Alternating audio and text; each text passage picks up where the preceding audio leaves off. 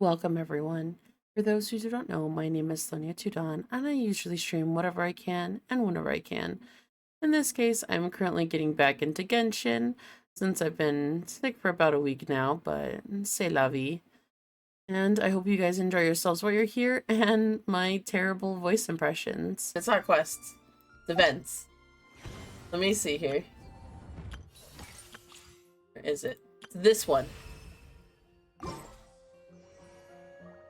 Entering focus experience mode. What the fuck? You know what? The Windbloom Festival should be coming up. We haven't been to Mondstadt in a while. Come on, let's go check up on all our old friends. Oh lord, I'm kind of scared. Enter the special story. Oh, return to special story mode. Okay. You're about to enter story mode. Continue. Continue quest. Oh, kind of scared. Ooh! Wow, the city is all decked out. Oh, it's beautiful.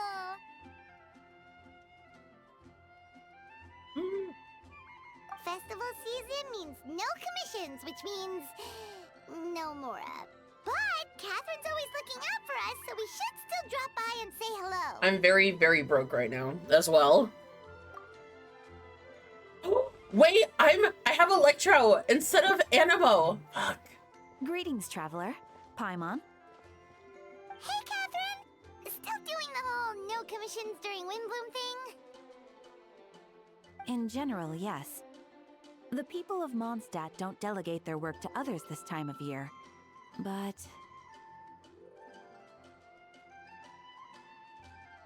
But what? feel free to take a look around. I think you'll pick up on something unusual. Take a look around, huh?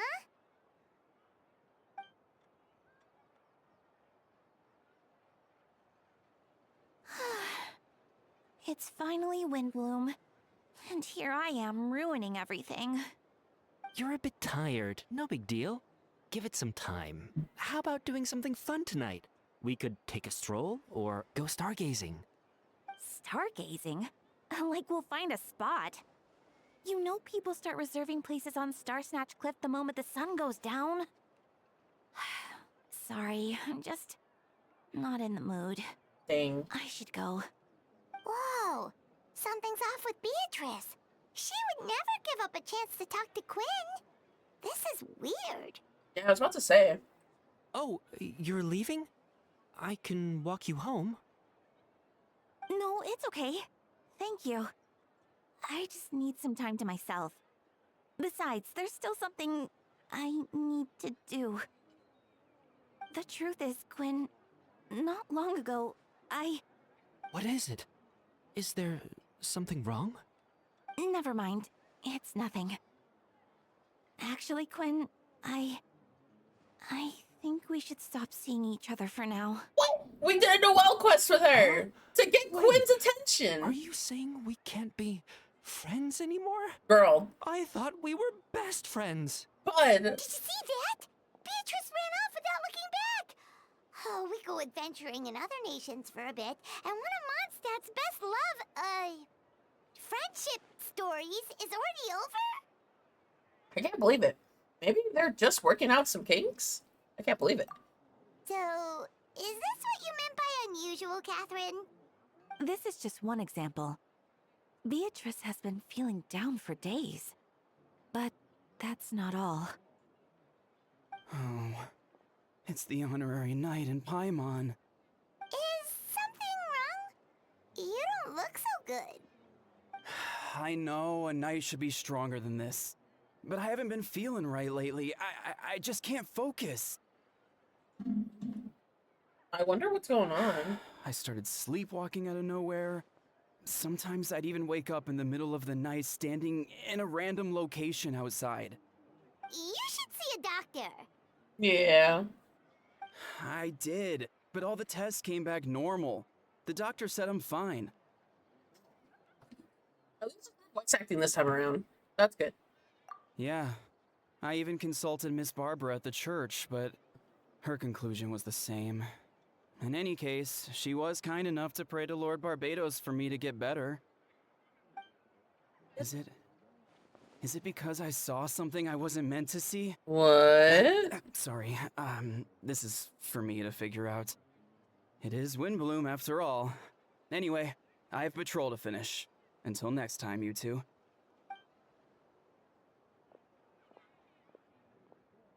Huh. Is it something in the air, maybe?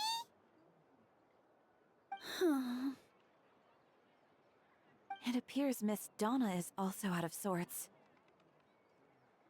Oh, where can I find a truly fascinating man? Wait. But Donna is the one who has a huge crush on Diluc, right? Is everyone falling out of That's love with what I thought, everyone? too. What? But she seems to have changed her mind. Is that Captain Kaya? Huh. Now that I look at him, he's exactly my type. How come I never felt this way before? I'm flattered, Miss Donna, although I do wonder whether that was intended for outside ears. Oh, no. Of course not. I'm sorry, Captain. Just pretend I didn't say anything. And, have a happy Windbloom. I intend to, my dear, but first a question, if you don't mind. Why this sudden change of heart? I was under the impression that Master Diluc was a subject of your affections. Good question, Kaya. Oh, there. Oh, yes. So, you knew about that? Well, Master Diluc came into the city not too long ago, but when I saw him, it was like the butterflies just weren't there anymore. If I had to compare it to something, it would be like waking up and realizing you're married to a man you don't love. Oh. Okay. But then I saw you, and it wasn't that something was different about you. I can't really explain it. It was just a feeling. Did the Windbloom event come out like... Hold on. I gotta pause this. I understand, and I'm flattered. I was able to bring back the butterflies, but I do need to see some business, so I'll take my leave. Goodbye. Oh, here he comes. Well, surprised to see us? Not at all. You are the exact two people I've been trying to find. So, Tonyo, Paimon, how have you been? All good. How about yourself and the rest of the Knights of Favonius? To answer that requires a private conversation. Catherine, do you mind? Not at all. Have fun, you three. So, you said you were looking for us. Yes, Jean sent me to find you when she heard you had come back to Mondstadt, but let's discuss the finer details back at the headquarters. Ooh. Paralogism? Paralogism.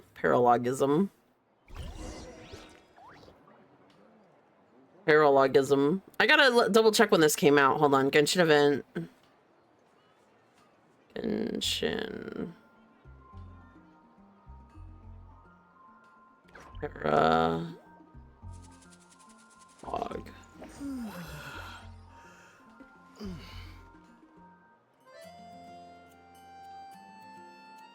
The fourth act, including the chapter...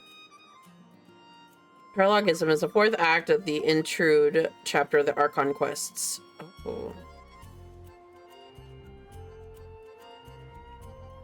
Oh, did everything come out like a week ago? Oh crap, it did come out a week ago. I've just been sick that whole time. Son of a biscuit wiener. Okay. I hope the music isn't too loud for you guys. Because I feel like my voice might be a little bit too loud. Just because I'm seeing I'm hitting the red on my side. Ugh, but I gotta be careful because I don't know why my nose is still like runny. Even though no longer sicky. Maybe because I had soup. Good soup. I had breakfast. Good soup. Oh, wrong headquarters. Hey, this is the headquarters. What the hell?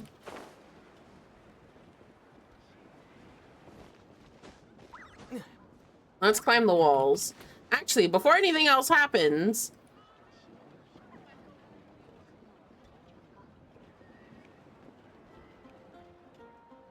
Fuck, I'm stuck!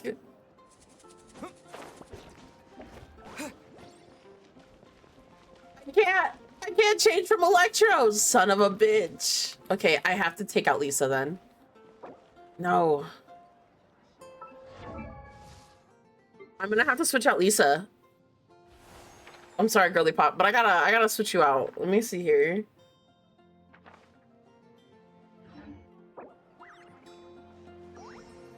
No, I can't even switch out Lisa. Okay, this is gonna have to be how it is.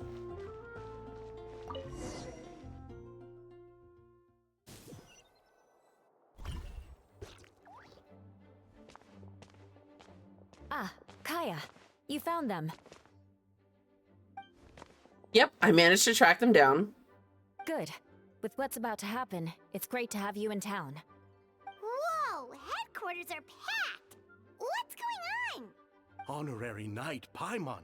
Oh, it's an honor to meet you. I believe introductions are in order. His name is Note. Allow me. You have Note, captain of the second company. Hold on. Allow me. You have Note, captain of the second company. Skirun, captain of the third company. Eula, captain of the fourth company. And of course me, captain of the ninth company. Oh, you're all captains? Damn. That's right. Master Jean is waiting for you inside. She'll explain everything.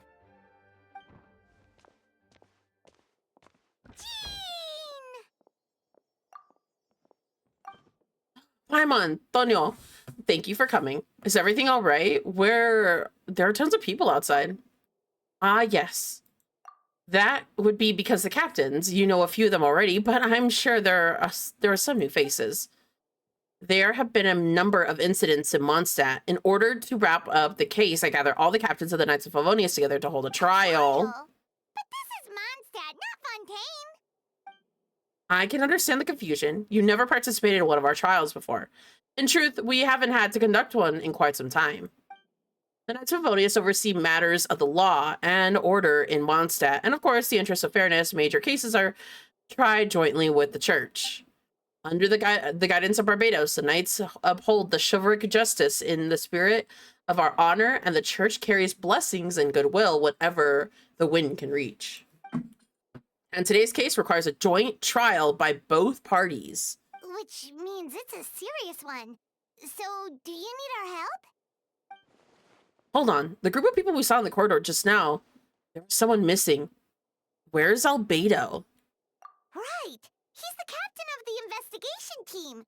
But we didn't see him out there. A keen observation, Tonyo. That happens to be exactly why I called you here. In an upcoming trial against Captain Albedo, we will do our utmost to understand the facts of the case and deliver the fair and impartial verdict. Albedo is the one on trial? What did he do? Jean, it's time. Understood. Tonyo, Paimon, come with me.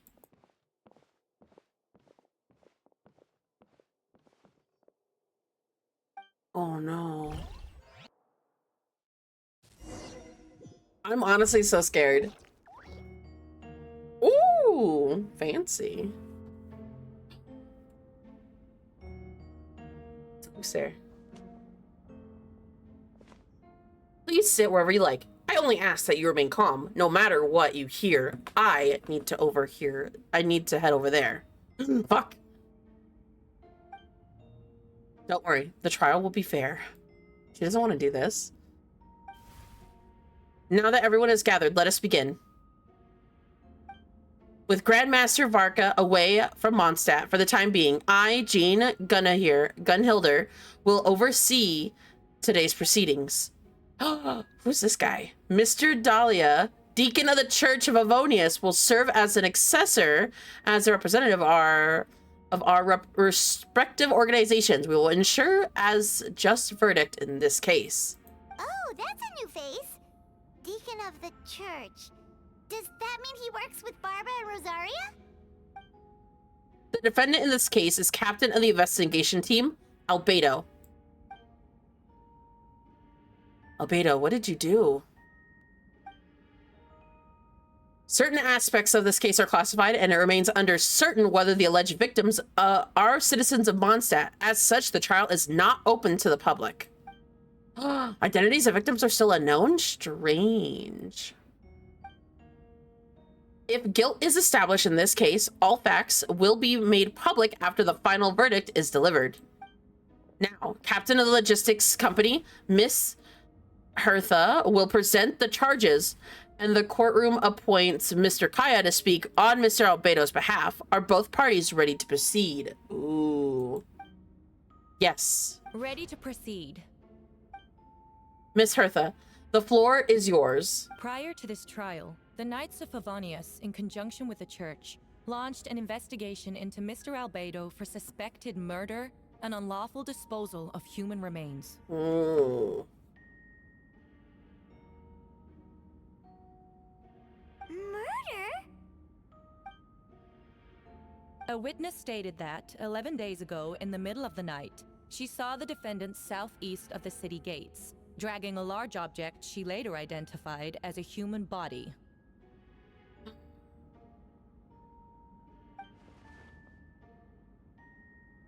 No. There's no way! We now call that witness to the stand. Beatrice. Beatrice. Please tell us what you saw. Beatrice, so she's the one who was trying to tell Quinn earlier. Well, I was out late that night on business. And when I came back, I saw someone in the moonlight that looked like Mr. Albedo. He was dragging a huge bag of some kind. I thought it was strange, so I followed him. Then, there was a sudden flash of golden light. The bag opened, and inside there was a body. Oh my god. Mr. Albedo's vision allows him to manipulate the ground with ease. So he buried it, and then removed any traces on the ground. Before he left, it seemed like he looked in my direction. Maybe it was just my imagination, but I was terrified thinking he might kill me too. Luckily, he didn't see me.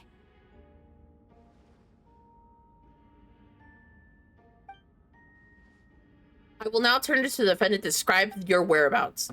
I was working in my office on the second floor of the Knights of Favonius. That's right. The next day, the defendant submitted his latest environmental report on the Dragonspine region. Considering the length of the text, it must have taken him the amount of time to finish. Can anyone attest to the fact that the defendant was working in his office that night? No. Then the length of the report is not a sufficient alibi.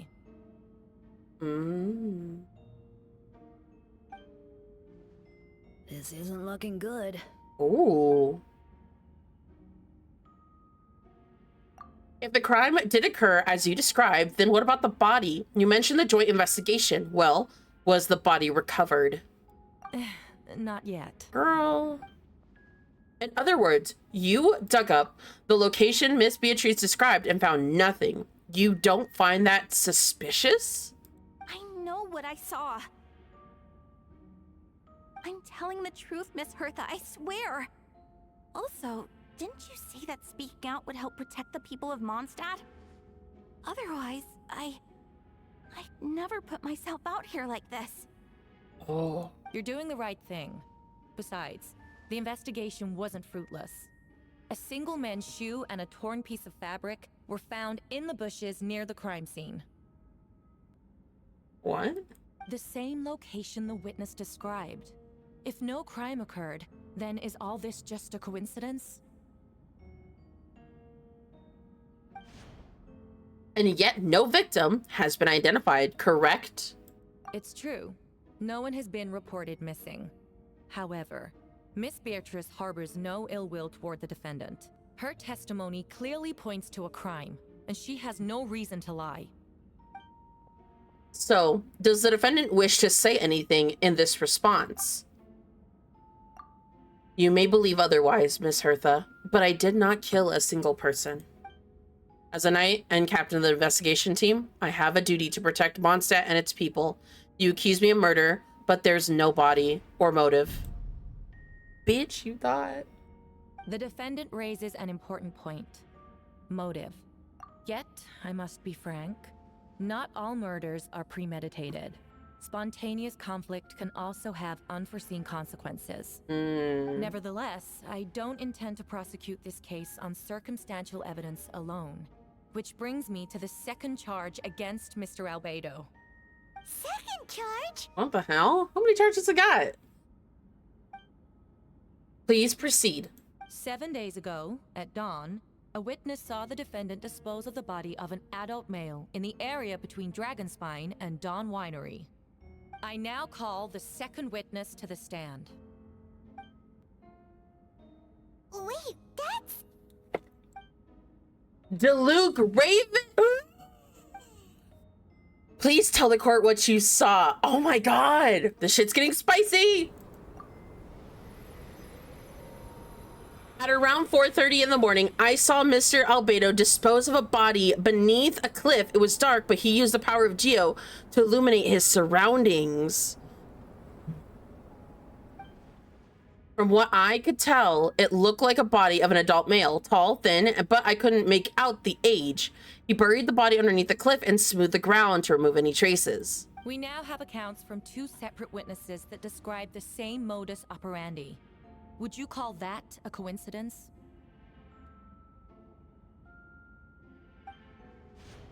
I would only inquire as to what Mr. Diluc was doing in the area so early in the morning, most opportune time for a stroll.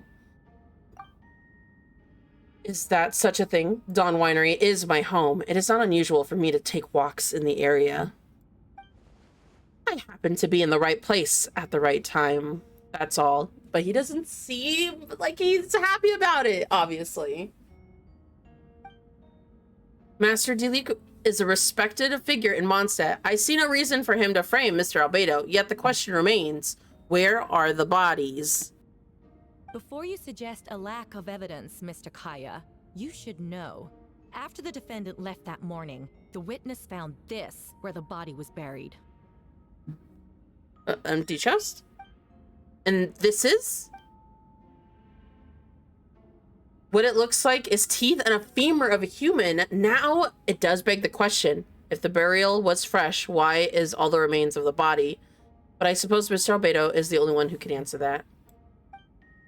Careful now, Mr. Diluc.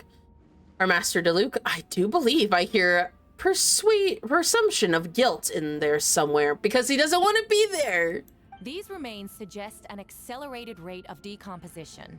Considering the defendant's profession, there's reason to suspect that alchemy is at play here. Oh. Both witnesses saw golden light, a known byproduct of alchemy. That's how the defendant destroyed the bodies.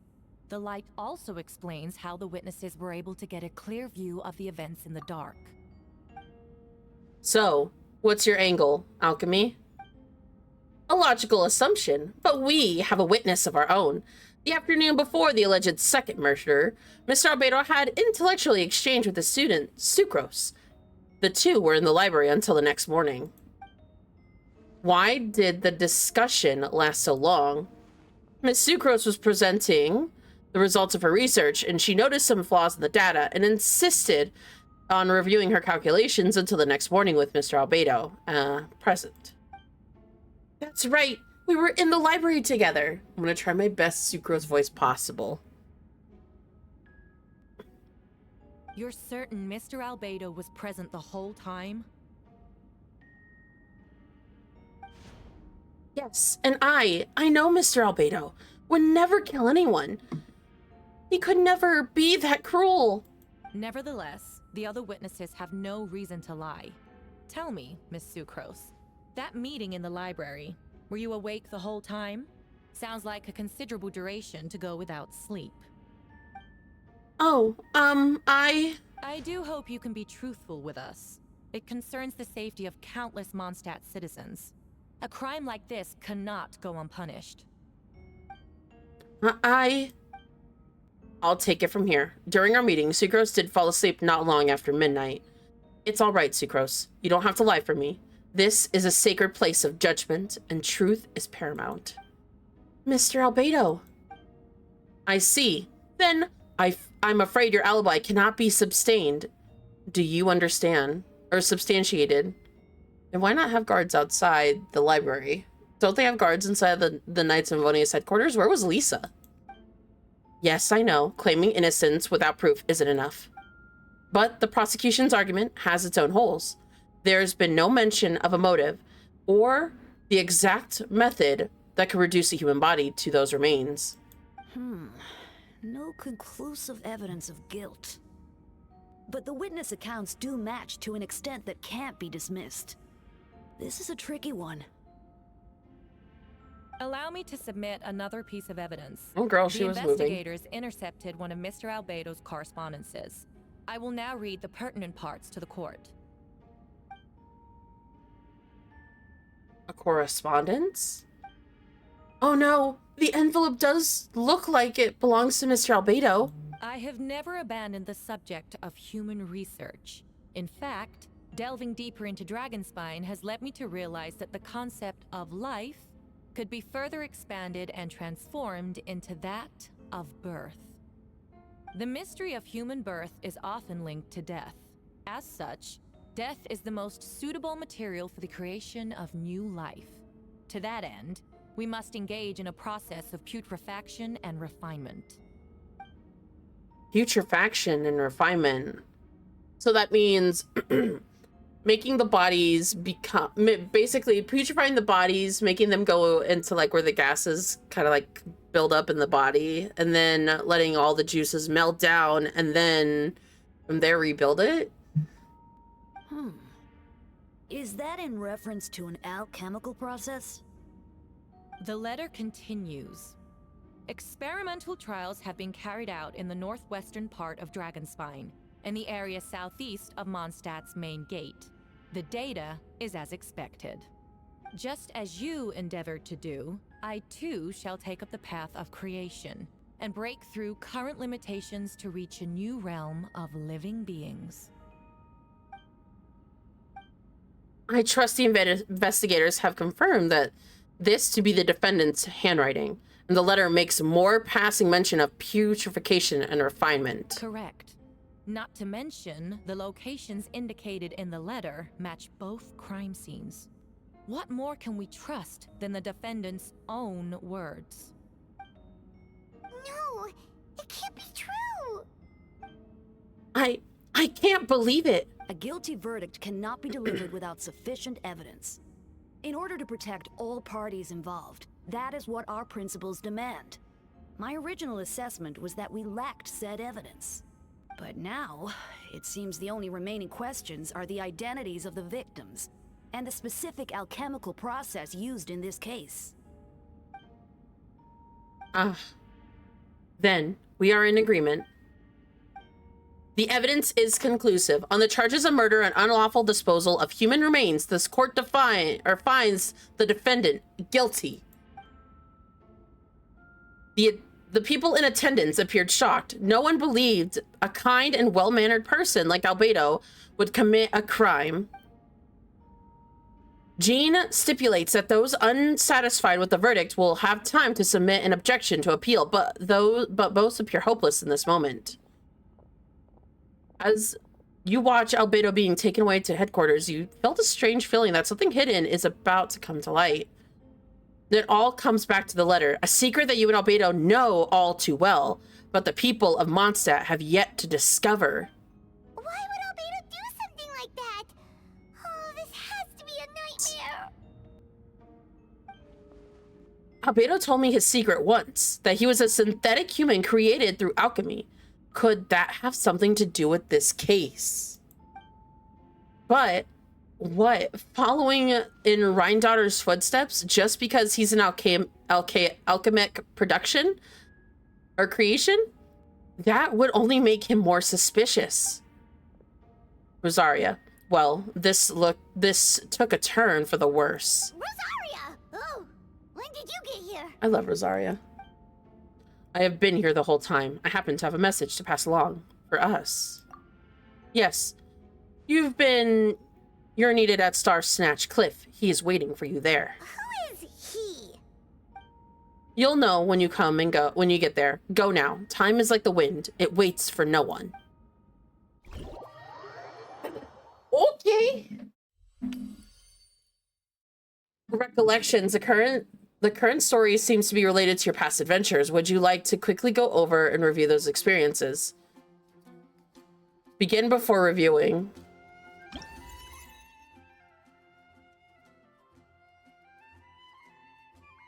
Hold on. Shadows of the Abyss Snowstorms review. I don't know if I've done this. You and Paimon went to Dragonspine to ask Albedo, who had been conducting research there. Some questions about alchemy, only to encounter the series of strange events. Strange soft noises echoing throughout the mountains that could only be traced to the ransacking and theft of alchemic notes at the campsite. Albedo disappeared after a chat outside of a cave, but with no memory of the incident. At that time, Eula encountered Albedo somewhere on the mountain attempting to lead a child away, and he attacked Eula upon... Hold on. What? He discovered you confirmed the presence of the mysterious figure impersonating Albedo. A battle ruining ensued, ambush hunting. In that case, Albedo eliminated the giant mutant whopping flower posing as him, yet there had been more than 2 people wearing the face on the mountain.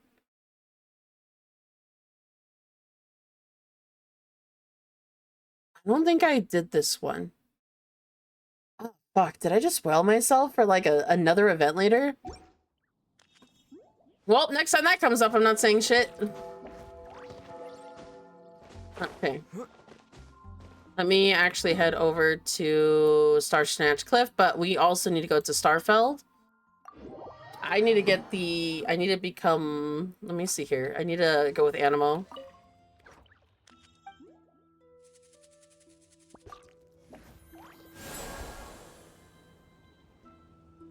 There we go.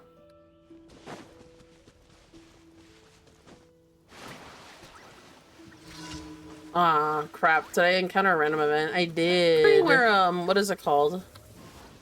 Because if this took place in the library with Sucrose, then where was, like, Lisa? Lisa doesn't leave the library, unless she's talking to Jean. And she's also in my adventuring party. She's been in my adventuring party for so long. And I can't wait to get to Inazuma. When I'm more confident now with going back to Inazuma anyways, just because it's been so long.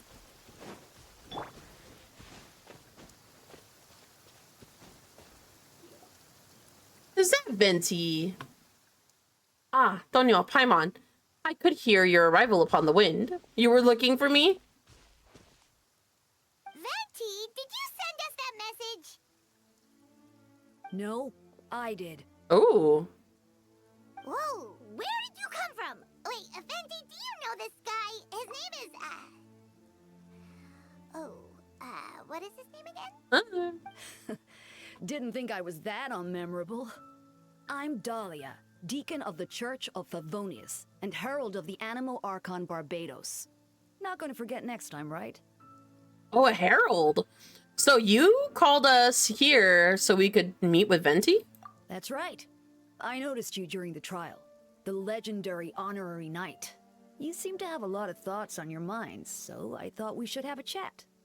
After all, I am the Herald of Barbados. If the people of Mondstadt are in danger, I should keep the Animo Archon in the loop. Wait then, you know about... About what? The fact that my tavern-hopping nomad of a friend is Barbados himself? Don't worry, Dahlia and I are close. He knows everything. Besides, a god needs someone to communicate their will in a formal setting, and no one does that better than Dahlia. Not that I saw that coming when we first met. But back to the matter at hand. I believe you two already know about Albedo's background. If you mean his true identity, then yeah, we do. So, you know too, Venti? That's surprisingly Archon-like of you. Well, I knew from the moment Rheindotter and Alice had brought Albedo to Mondstadt. When those two are in town, no one can afford to slack off. The wait, the Kirpin spritz? Oh, I'm so bad. A perfect specimen of a synthetic life. At this stage of the case, there are countless questions surrounding Albedo's motive. His true identity is a potential weakness. A synthetic being loses control of their sanity and goes on a killing spree. That's how a novel would frame the story, and people are inclined to agree. Albedo has told us before that humans often value the ordinary over the transcendent and miraculous. And the slightest difference is perceived as other. A very common phenomenon. Which means we need to find a way to help our friend. Then what do you know about this situation, Venti? Me? Well, I know that Albedo is a synthetic being, and that a lot of strange things have been happening in Mondstadt. And even though the Windblume should be about drinking and having fun... We noticed that too! The minute we got here, something was off. You share the observations with Venti and Dahlia. I've picked up on most of those too. Miles is out of sorts. Beatrice seems anxious. Although I didn't know Donna stopped being interested in Master Diluc. When no love remains for the songs to tell, the world becomes naught, but in an empty shell. Cruel is said fate. Cruel it may be, were it not for a hero who could set us all free. What are you getting at, Tone Deaf Board? Oh, just making a comment. There are always unavoidable trials in life, and at least that's what Barbados would say. A certain someone is going to need to overcome a trial like that. In such a case, even the Seven know better than to tamper with fate. If only there was a brave soul willing to aid our friend in this time of need. Should we meet a terrible fate, all of Mondstadt should be worse for it. If you wanted our help, you could have just asked, you know. Well, even if Albedo wasn't at the center of this case, protecting Mondstadt is a part of being an honorary knight, right? You'll still have to help, of course, which is why I prepared a little surprise. Behold. A bomb! Don't worry, I removed the fuse. So it's not going to explode. Say hello to the Dodo communication device. So this thing belongs to you now? Hee, we're old pals. Don't think she'd care if I borrowed it for a few days. Anyways, this investigation is with a little help from a trick of mine. It'll allow us to keep in touch and take it out when we can chat. Okay. That's all I ask. No matter what comes, you have the wind on your side. Okay. So I didn't know. I thought, honestly, with how people were portraying them, at least from my observation, they were going to portray them as, like, very catty toward one another. But that does not seem like the case. So he's, like, basically, like, his right-hand man in a special story mode. Also kind of hungry, so I'm going to eat a protein bar. I have a chocolate butter cup. Usually I eat these for work in the morning because I don't have anything to eat because I go in so early. But this is honestly so good. You hear me like opening it up and stuff.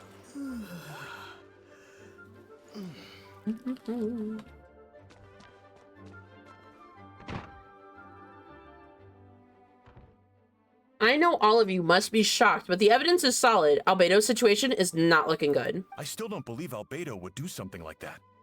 Using living people as alchemical test subjects? It's like something out of a novel. Perhaps it's best for me to remain impartial, but I've worked with Albedo before. He's an alchemist, not a sadist. This version of events is hard for me to accept as anyone, but Varka once said Albedo is very different from the rest of us. Perhaps there are things that we still need to learn about him. Let's see what Albedo has to say for himself first. Would you mind giving me a moment, everyone? A private matter requires my attention. Hey, Jean! Tonio, Paimon, perfect timing. Kaya has a favor to ask.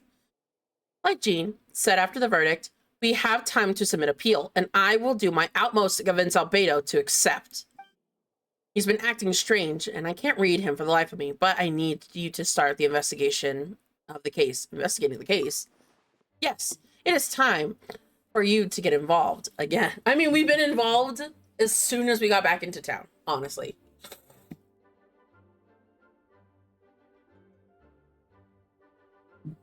I don't know what's going on. I'm very mucusy right now. Holy crap.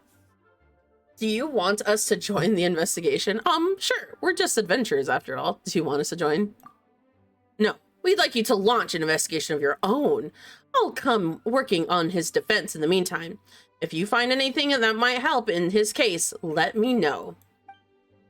I know it's against the spirit of the season to ask you with this, but Albedo is a trusted member of our ranks. We owe him the benefit of the doubt. Understood. I know that you'll get to the bottom of this, Tonio. You've never failed us in our time of need. But what if the accusations turn out to be true? Then you will have done Mondstadt a great service all the same. I'm expecting a retrial. Until then, you're welcome to look around Albedo's office on the second floor. I'm counting on you. We can finally enter the second floor. I'm honestly excited about going on to the second floor because I had never gone out to the second floor because, you know, the invisible game barrier is like, no. You're not allowed up there.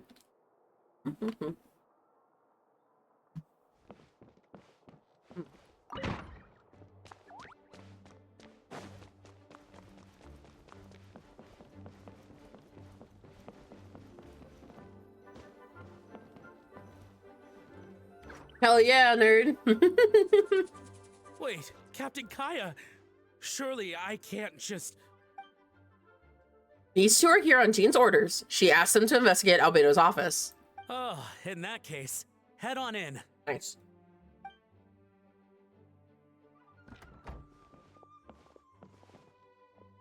So this is Albedo's office.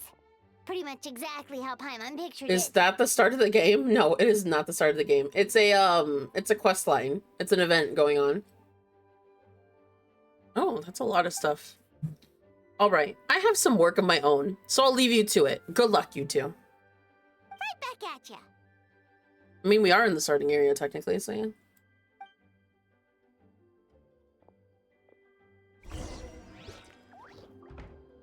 Okay, time to investigate. Alright, let's see what we can find. A stack of books on the desk, mostly relating to alchemy and environment science and life science. Some of the pages have been marked on the alchemy symbols, and others have an S-shaped of triangular symbols drawn in them. Any partial meaning is unclear. Wow, these books are so fancy. Albedo must have gone to great lengths to get them. No, but like, so that's the thing that I notice now, because in the trial, Albedo's quote-unquote handwriting and letter was red. It had a gold, it had bronze accent, gold and red, and then a bronze star.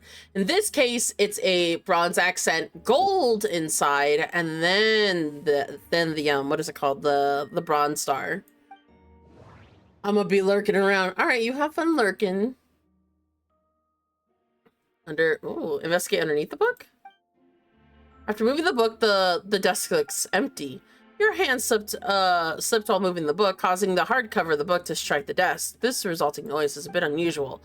It's subtle, but it's unexperienced. But to a experienced adventurer, it sounds hollow, almost like there's a compartment under the desk.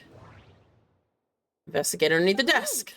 It looks like there's a hidden compartment under the desk. Exactly, it's Sherlock Holmes time, buddy. There does appear to be a compartment added to one side of the desk. It was very well hidden. A lock mechanism as complex seems to involve the elemental power in some way. Perhaps you could try using the power of Geo. A hidden compartment opens, and inside lies a piece of paper with more information. Investigate the paper. Ooh. Festering is also manifestation of rot. When festering forces, a significant amount of life energy collides, the two will repel one another, triggering a powerful side effect. When I tested this in the alchemic experiment, resulting in a refinement. Oh, thank you for the stretch. Refinement was startling. Okay, let me break my back. Stretch. Ah! Thank you for the water break as well, Auntie. I appreciate you. Oh, heck. Okay, I definitely need to get up then and stretch. Because usually I could just stretch in my chair, but like my legs have been stiff the last few days. 3 and 1, 3. Get the ducky. And thank you for the water break. Let me sit back down.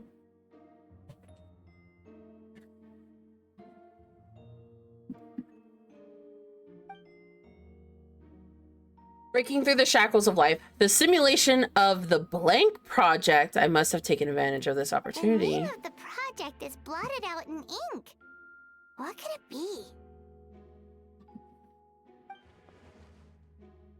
The note mentioned festering forces, which suggested that Dragonspine could be involved somehow. If this is something to do with creating synthetic life, would Albedo go that far for one of his experiments? No, that can't be. Admit the notes in a map with a few markings on it. The 2 of the marked locations correspond to a crime scene, and the 3rd appears to be in Dragonspine. Oh. Hand-drawn map. Okay. And then, is there another one? Oh, there's a few of them. Okay. I have to... Oh, the Dawn Winery outside of Mondstadt, and then Dragonspine. Okay. It's a hard pill to swallow, but if the results of the joint investigation are correct, there could be a body hidden in the last location, or the very least, which one remains. What does this mean? Oh, ads start in about like a minute, 2 minutes. At the last location? Alright, that seems to be it for this place. We should go tell Jean what we found. Oh, I guess we found everything.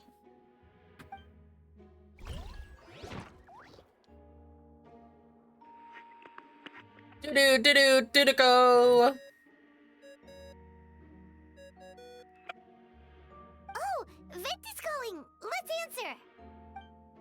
How's the investigation going? Find anything? Oh, we found stuff, all right. Stuff that only makes Albedo look even more suspicious. Yeah. I see. So Albedo's researching something that doesn't help his case, huh? You share what you learned from Venti. Oh, yo, so I'm making maps and poster board for my D&D story. Ooh, how'd you like my story, by the way? I liked it a lot.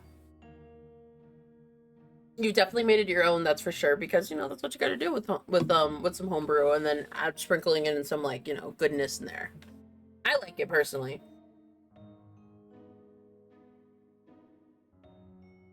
A war story.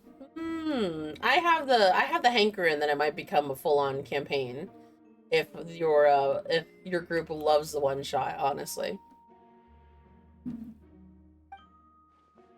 As we both know, Rhindaughter's approach to alchemy and ethics was pure madness, and the evidence you found, let's just say it could convince even the closest to him of his guilt, perhaps even you.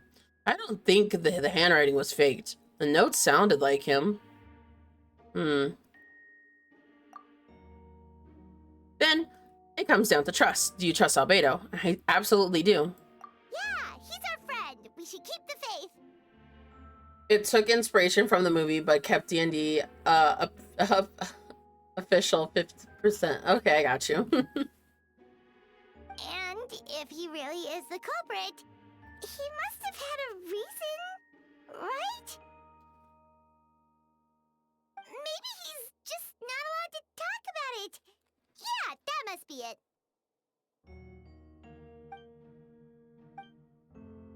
Either way, a fair investigation means coming to the conclusion presented by the facts. Does that mean Venti no longer believes in him? The remaining objective has its own value, perhaps. Remember, none of this is your fault. Just report back to the honest assessment of facts.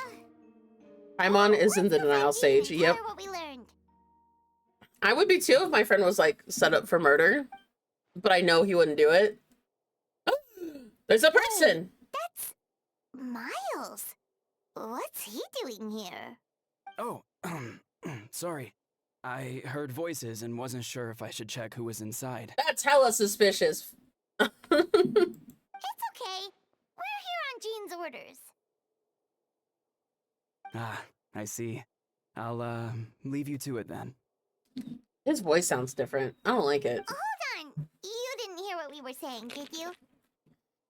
Oh, not really. Nothing that made sense anyway. Well, do us a favor and just forget anything you might have heard, okay? Oh, sure. You got it. That map we found in the hidden compartment seems important. We should check out the marked locations. I don't like that. That guy was literally eavesdropping in on us. That's not good. That's honestly not good. Oh, actually, let me go talk to the tree. Can I offer?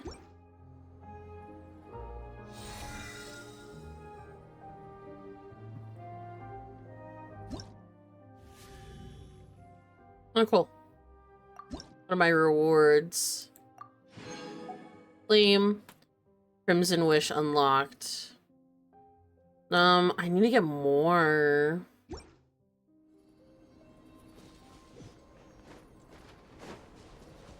Every time I look at when I gain a level, I just see the fact that I just see that as a fact. I need more levels.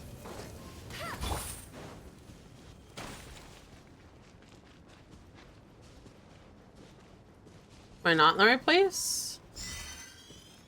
Futile Endeavor. Oh, interesting.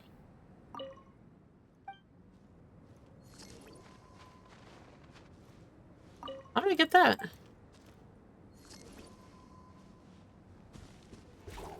What the fuck? This guy popped up behind me! What the hell is it?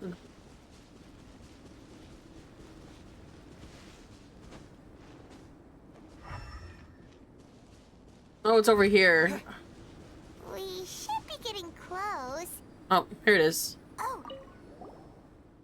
Although everything is covered in snow, as a seasoned adventurer, you notice a spot on the ground quite different from the other surroundings. You remove the stone, find a sizable hole underneath, large enough for a human body, but the hole is completely empty, and the surrounding markings make it look like something was dug up. Did an animal do it or a monster? There's a hole, but no body. Mm-hmm. The prosecution's argument is that Albedo used alchemy to destroy the bodies, but this location is different from the other two. Why not fill the hole, or smooth out the ground like the other places? If one person did this, then why did someone remove traces of, like, the others? And Albedo isn't the only responsible one. Why is the location marked in his notes?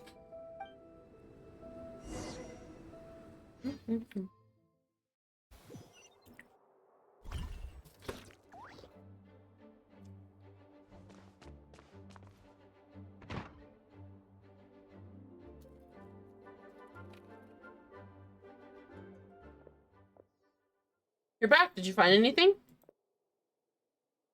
Yeah, but none of it helps Albedo's case.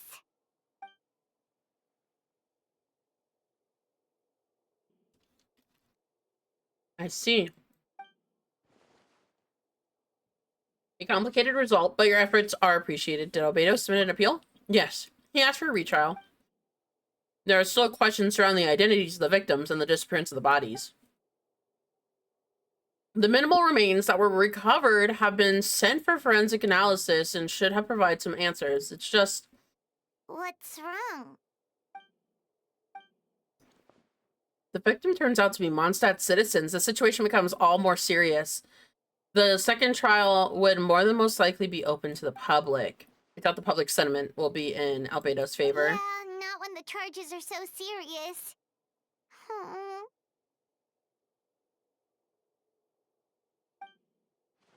The second trial is going to take place in 2 days. I hope you consider attending this one as well. Of course, we'll be there. In the meantime, we should all just stay positive.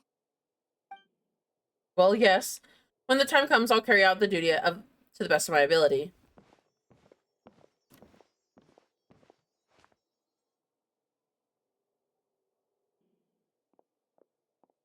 He's fucking there again. And she knows. She knows something. Miles.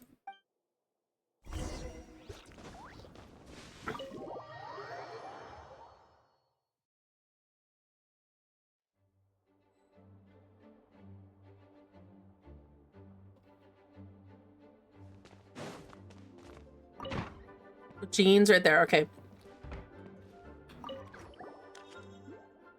You two. Let me know if you're ready and we'll head out. We're ready. All right, follow me.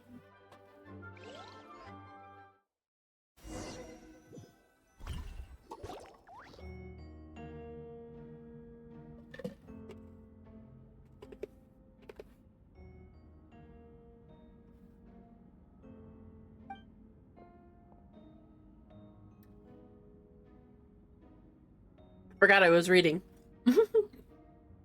Representatives of both remains unchanged. Mr. Dahlia will continue to serve as the assessor. Ms. Herder represents the prosecution. Mr. Kaya speaks on behalf of the defense. The defendant in this case is Mr. Albedo, captain of the investigation team. With that, I bring this trial to order. I love his eyes. Ms. Herda, have the investigators made any new discoveries? Yes. We sent the teeth and the femur bone found at the scene to the church's medical office, and were able to conclude that these are, in fact, human remains. In addition, the investigators were able to identify several Mondstadt citizens who appear to have been missing for quite some time. Forensic analysis of the remains allowed us to pinpoint the age and gender of the deceased. Interestingly, one of the missing individuals matches that profile to a T. The medical office couldn't spare the personnel, so Miss Rosaria is here to present the results to the court. Hanselman, male, 46 years old. Material status, single. Occupation, hunter. Consistent with the conclusion in the last trial, his disappearance went unreported, likely due to his lack of relatives. In addition, medical records show he was sustained by a mechanism-related injury to his leg 3 years ago. The damage to his femur bone Mr. DeLuke found is consistent with an injury. Therefore, we can conclude that one of the victims in this case is Hanselman. A specialized technique was likely used to accelerate the rate of decomposition. Is it reasonable to assume this technique to be alchemical in nature? Alchemic or magic, both are possible. Thank you for your testimony. The identity of one of the victims is now confirmed. But what about the defendant's motive? Considering what he wrote in the letter, we can deduce that the defendant needed subjects for an alchemy experiment. Who better than individuals whose disappearance would go unnoticed? In other words, he sacrificed the good people of Mondstadt for his own gain. Ooh. A truly vile act. I love Albedo's eyes because they seem so mechanical. In addition, another witness has agreed to testify. Miss Donna, if you would. Oh. Another one, huh? Wait, Donna from the flower shop? I'm sorry it took so long for me to come forward. But the night Master Diluc saw Mr. Albedo, I was there too.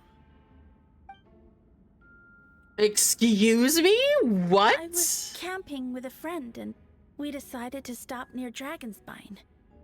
I couldn't really get comfortable that night, so around dawn, I decided to go for a walk. And that's when I saw Master Diluc. I I thought it might be nice to, chat. So I headed in his direction, and then I saw it. Someone at the bottom of the cliff was getting rid of a body. I was terrified the person might see me. Even after I fled, I couldn't shake that fear.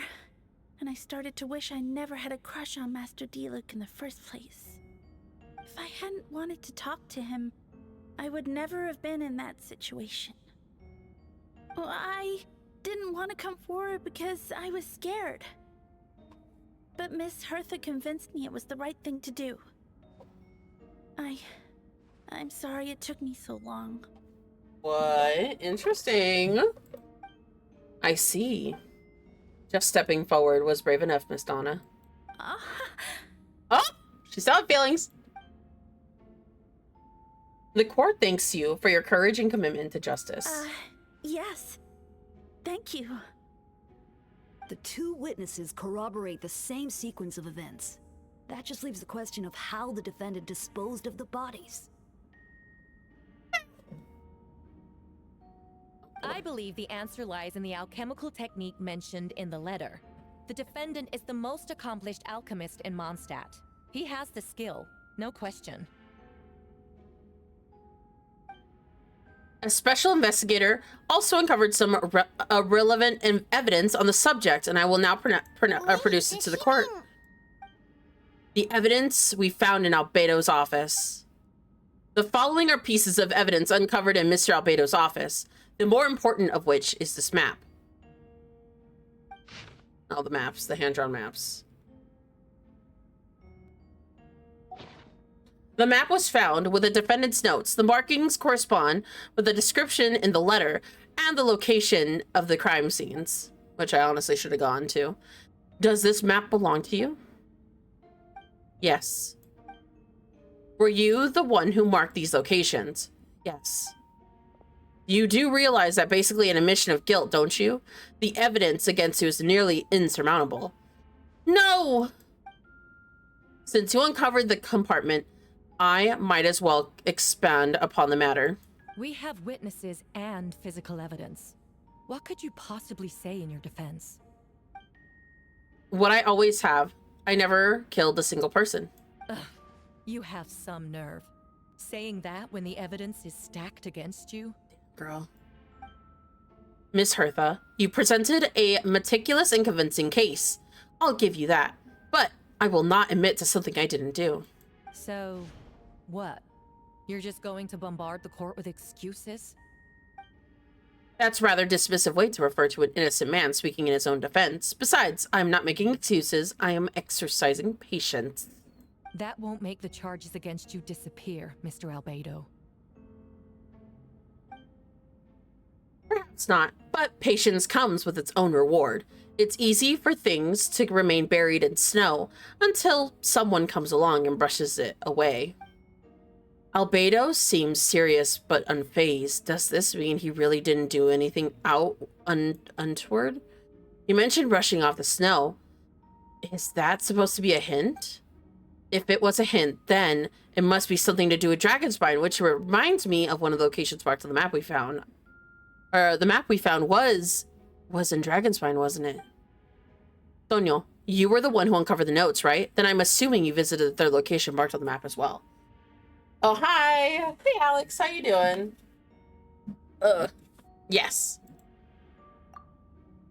Can you tell me what you found? You nod your head and give an honest account of the scene you found at Dragonspine. Whatever was kept in the hole was gone, and the surrounding area bore the markings of an unknown creature. With everything covered in snow, no one knew that there was something to discover in the first place. Then, there must also have been a body. Girl, that bitch wasn't there. I didn't think about that. What clues am I missing?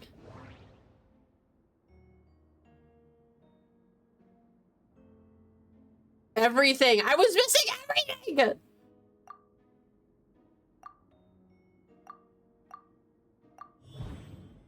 The second marked location between Dragonspine and Dawn Winery, where Diluc buried a body of an adult male. was in the second location. They nearly describe the same events as Beatrice. There's no reason to conclude against Albedo, so their testimony must be trustworthy. Luke found teeth and a femur at the scene. Donna confirmed the versions of the events, which was also there that night. The two should have no reason to set up Albedo. Despite her crush, Donna wouldn't lie to something like that to get Diluc's attention. Not to mention, Donna was acting strange since before the trial. The first marked location is near Mondstadt. Beatrice saw Albedo use the alchemy to dig up the hole and bury a body nearby. A single bench shoe and torn piece of fabric was found in the bushes nearby. Taken together, the evidence seemed to suggest Albedo killed someone and concealed the body. The conclusion.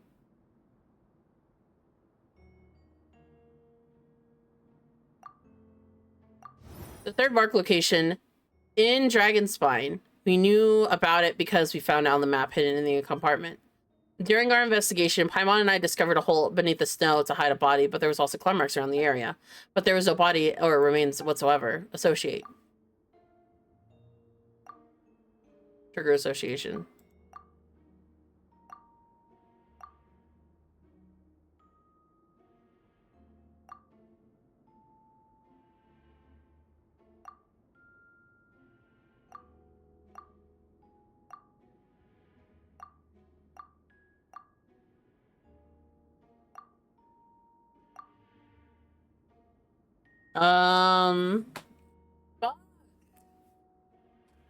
Second mark location.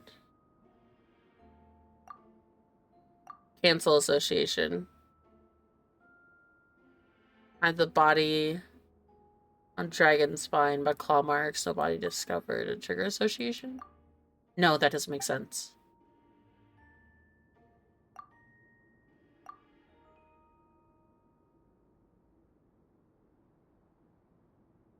Hold on. Interpret. The differences between marked locations. Interpret. Albedo marked these 3 locations on the map found in the hidden compartment. There are similarities and differences between them. Based on what we know, the locations are likely to hide bodies and dug up holes certainly big enough for them. Unlike the first 2 locations, there were claw marks around the hole in the 3rd location. No witnesses saw anything happen there. Dragonspine is home to all manner of monsters and wild animals. Could some kind of creature dug up the body, but why wasn't the case in other locations? The mark didn't look fresh, which means the whole of the 3rd location had been longer than the other 2. But if the whole of the 3rd location was made around the same time, that means the connection is a separate incident. Albedo's identity. Dragonspine ecosystem. Dragonspine has a frigid climate and is covered in snow all year round. Even so, it's home to various monsters and creatures that would stand the cold. Deep within the mountain lies the remains of even more serious creature, Durin. Although the Dragonspine had been dead, or the dragon had been dead for a long time, he still possesses particular life energy. Now that I think about it, strange things have happened. So my conclusion. People know Albedo as a alchemist and investigation team, but in truth, he's the Kirpinpins, a synthetic human created by the 5 sinners, Gold, Rhine daughter. Albedo is steadfast, intelligent, and treats everyone with kindness. In retrospect, I think most people would agree with the assessment. He's also a calculated thinker, but it would be fair if he didn't commit a crime if he'd be well concealed. Until now, Albedo has never displayed any ill will toward humanity, and he also seems like his normal self. As his friend, I reveal the truth about his identity. I'd only make things worse for him. Let's make a conclusion. No, that doesn't make sense. Associate. Interpret. Encounters. I almost forgot. Paimon and I encountered someone on Dragonspine who looked exactly like Albedo, and we weren't the only ones. Wait a second. Someone looked exactly like him. Let's make a conclusion. I'm guessing Albedo has a plan, so I should help him out. But does he want, what does he want me to do? Announce a break in the case? No, I have to play it safe. Since I am honest to the assess of the facts, I should be honest with my doubts too. It's only fair. Besides, I think I understand why Albedo was trying to tell me just now. I'd like to address the court if I may. I was the one who investigated the office and believe the results raise a few questions. Regarding the two cases addressed in the previous trials, it is established that after disposing the bodies, the defendant used alchemy to restore the ground to its original state.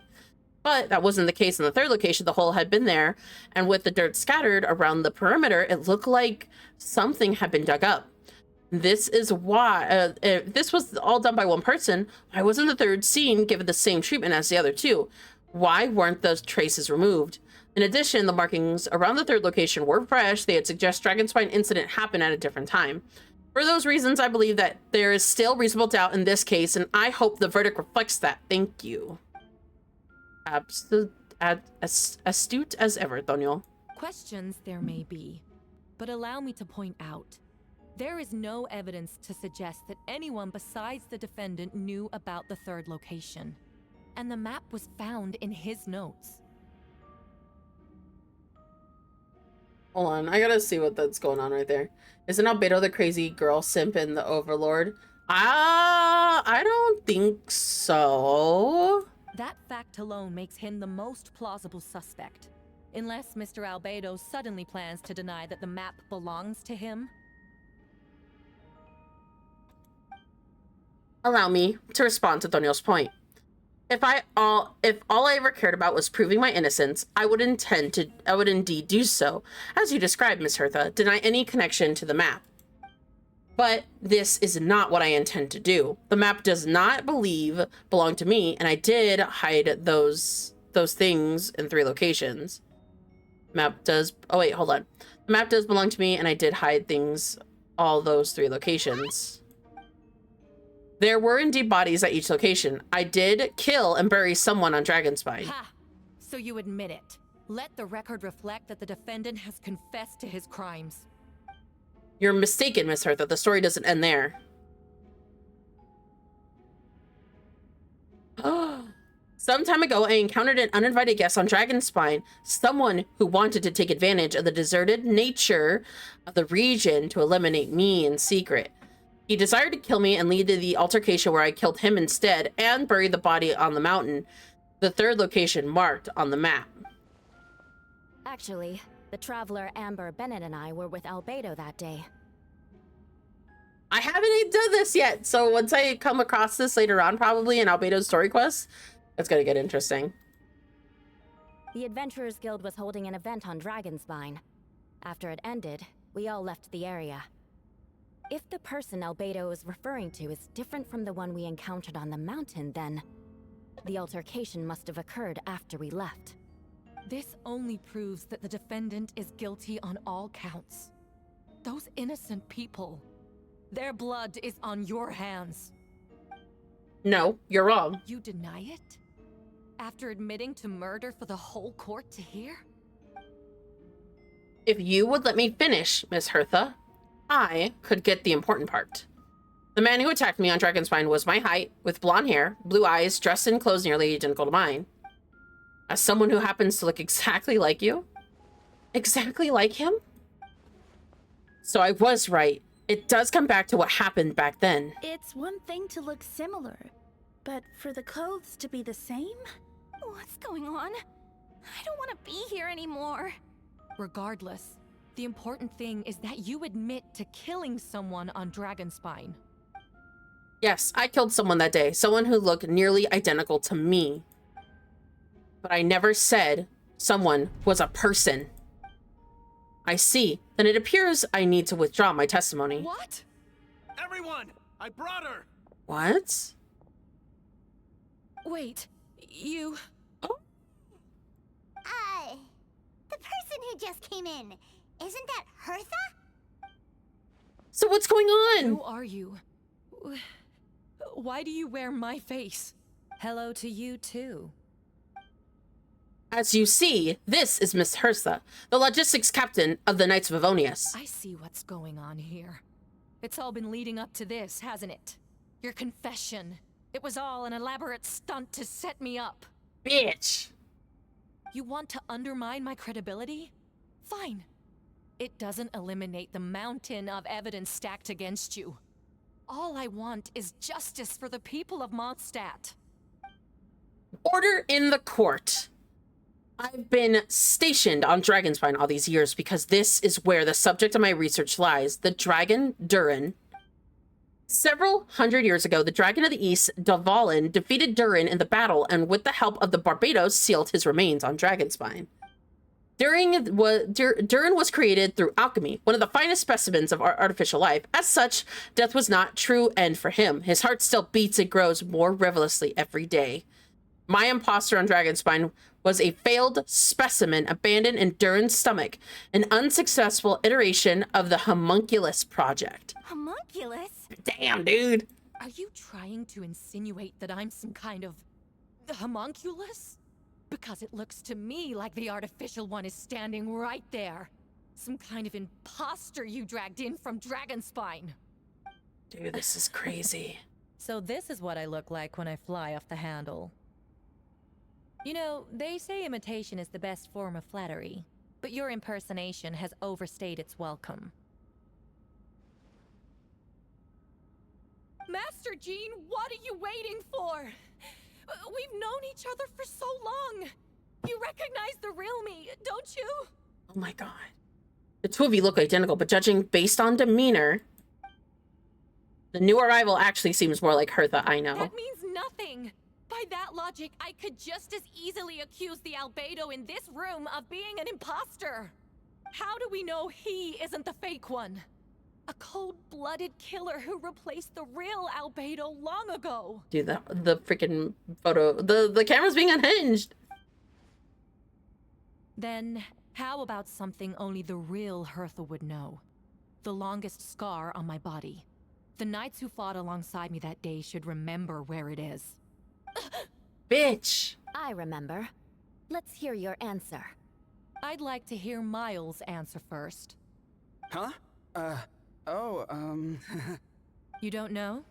Or you don't remember? I heard you've been acting strange these days. Disoriented? Confused? Is he a doppelganger too? You were closer to me than anyone during that battle. And yet you don't remember a thing. Strange indeed. No, my head. It hurts. The scar is right here. Oh, fuck. Why the nerves? I can't imagine this comes as a surprise. Unless your informant in the Knights of Avonius failed to mention the scar on Hertha's left arm. Albedo has done a lot of research into beings like you. If you deny it, then show us your arm. No need to panic. You can just add it now. You excel at changing your appearance, don't you? Or should I just say, all spawn of Durin's life force have that ability. A powerful life force and appearance you can change at will. Yet, here you are. Stand formless one, paralyzed at the act because you're worried using that power would affect your accomplice. Accomplices? Then Miles must be one of them. Then there are others too. Most of the beings under the influence of Durin's life force are gathered here, and yet their presence is what impedes her from taking action. It's because Donna is also one. This is a Phoenix god. It's Phoenix ray coded. Once you attempt to transform, all of you surround will be affected, and your power, you can't control it because the network of living beings you serve as the core. Show us your arm. Bitch. Have it your way. Whoa! Oh, bitch. Come on, let's go. Donna too. Oh my god. Another. Oh my god. There's so many of them. They're shielding the imposter! She's trying to get away. Stop her. Don't let anyone stand in your way. Others trying to get in. Must be more people under her control. Time to get moving, everyone. Whoa! She just leaped across the room! Whoa. What? Why not show us this? I want to see her leaping. It's time. All units move out. Third company keep on the imposter's tail. We finally have a chance to talk, but before I explain the events of the past few days, I'd like to make a few things clear. First, I never killed any of my fellow citizens. I never used human remains as part of my alchemic experiments. second events of the past few days have been my plan. Most of the members of our order were in on it. As for the witness, Master DeLuke picked up on the situation long before today's proceedings. Wow, that's quite an involved plan. They were too lazy to animate it. They were! Ugh. Indeed, follow me. It would have been so cool to see her like jump and stuff and do crazy things. It's because Genshin's were known to be static, that's why. Oh my god, there's so many. What? How are there monsters in the city? There's monsters in the city! All the monsters are from Dragonspine.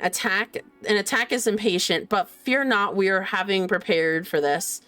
We've been monitoring the resurgence of Durin's life force. Its festering nature agitated these monsters. We knew it was a matter of time before they advanced on Mondstadt. And today, we made preparations for an inevitable battle. I was hoping you could join and provide assistance in the battle to come. Where's our first step? Top of the city wall. Oh my god, things are getting heated. Oh my god.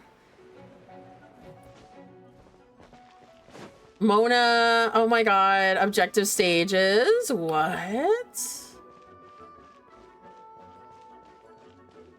Okay, I need to go to the top of the city wall. But, oh my god, I need to get more water. I'm out of water. Why are things getting so crazy?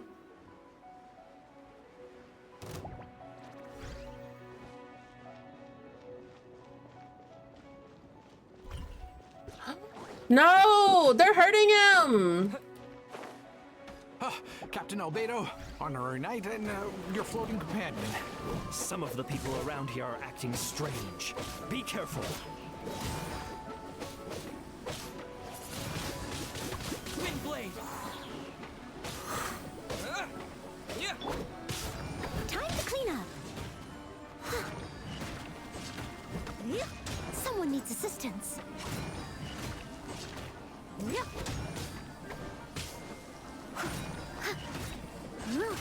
There's so many things happening at once. I must leave no stone unturned.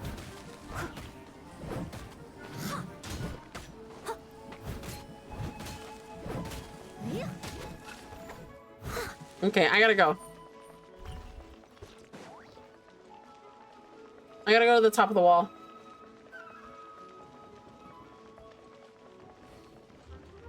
Venti's over here? Oh, Venti's over here.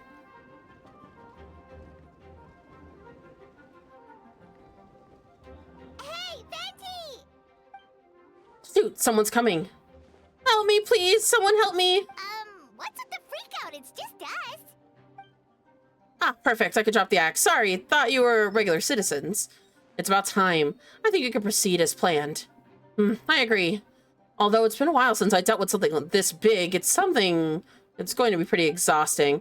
Don't worry, I'll treat you to a drink after the trouble. Haha, just what I wanted to hear. So, these two know the other's identity then? People can make a few friends when we're not here, you know. Mondstadters started surging from the Dragonspine during the trial, and they soon became agitated, likely in response to the core coming under pressure. Still, I never expected these monsters to have this become this advanced. The power of the evolution cannot be underestimated, especially considering the fact that Durin absorbed the previous imposter. Wait, so what about the map? And the missing bodies? The witnesses saw what was true. I did hide those bodies as I monitored the situation on Dragonspine. I noticed that there were many who ventured there, came back different. Some were under the influence of Durin's power, but the less fortunate ones already became devoured by the monsters and then assumed their appearance to infiltrate the city. Most of those were replaced and had no close relatives, so when they're devoured or the behavior changed, there was no one to notice. Monsters used their disguise to get close to people, and I eliminated two who attempted to attack. What about the remains Diluc found? Did they belong to one of the victims? Yes, the monsters slowly digest their victims. Sometimes they left the body parts behind to aid transformation. All the remained of the first victim was a few strands of hair. Second, the teeth and bone. The only bodies Albedo destroyed were the monsters' mimic forms. Then they buried whatever remained of the victims to put put them to rest. Well, someone had to do it. Besides, I managed to gather some valuable data on the putrefacients of the bodies. After we defeated the doppelganger Whopperflower on Dragonspine, we promised to tell each other a story, remember? You remember the story of a gardener, I remember. I'm glad. Then you remember that I told you about Subject 2. In his pursuit of the Subject 1, he transformed a Whopperflower into Subject 3. So there was another imposter on that Dragonspine that day. Yes, that would be Subject 2. I confronted him and buried his body on Dragonspine. So you see, at one point, there had been something hidden in the body that had been dug up. So Durin became ravenized by the day under the influence of the power, and the monsters dug up Subject 2's body and returned to Durin's stomach. Durin absorbed the failed creation with his knowledge and way of thinking. Ever since then, all creatures spawned from his power had the ability to transform their appearance. Humans who have ventured into Dragonspine for too long also bound to fall under Durin's influence, but also the effects don't show themselves right away. An extended to which a person had been affected is hard to perceive. You saw it for yourself, didn't you? All the people acting strange. Those are the same people we trusted to break into the Knights of Avonia's headquarters. Durin's power remained dormant until then, and finally it surged to the surface and seized control. That was also our goal. If we could force the situation where the imposter had no choice to unleash the power, all those hidden under the influence would become violent, and thus we would know who was affected. Wait, so what do? We can't go around hurting innocent people. That's why I'm here. I'm here. It would make me look bad if I lazed around after promising to help.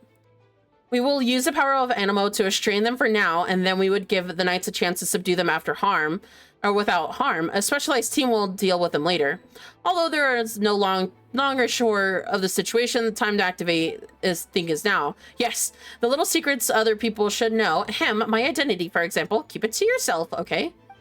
All right, this should do.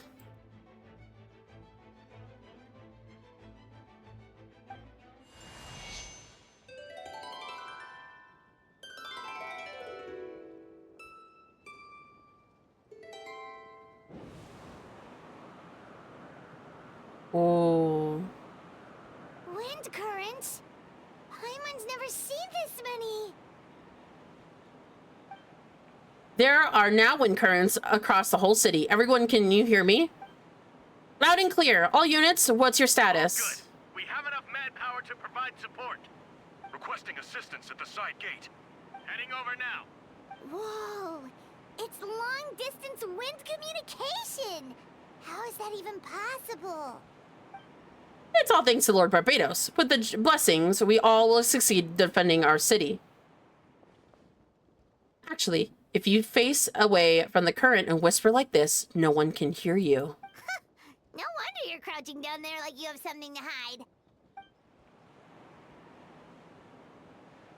You didn't have to broadcast that. Huh?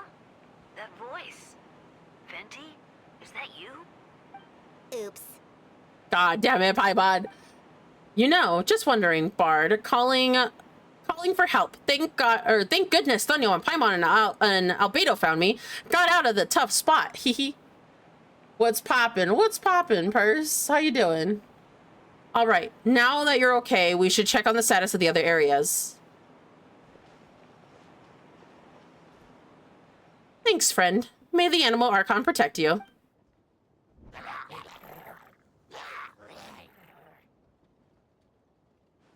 I've got things covered here.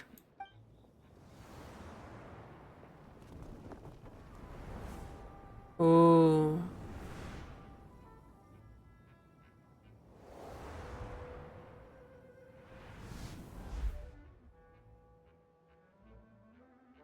I don't like being in the middle like this, especially on a bridge. Oh, look who it is. Oh. Get back. Oh, girl. Phew, that was a close one. I suppose things are in order, Master Diluc. I appreciate the help.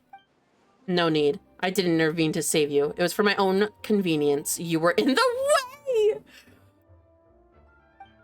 Oh, well, let me get out of your hair then. I suppose you could work together, but you would melt my ice anyway. Right, I'm gonna be making a friend stream because he'd be putting off. That's understandable. Suit yourself. All right, tell me, when did you notice something was off? First trial. Ah, because of the fake Hertha? No, because of you. Me? What did I do? My defense was passionate enough.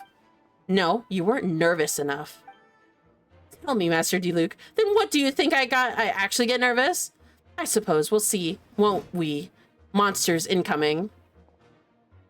Oh, on second thought, best not think about it. Fucking hell, these two.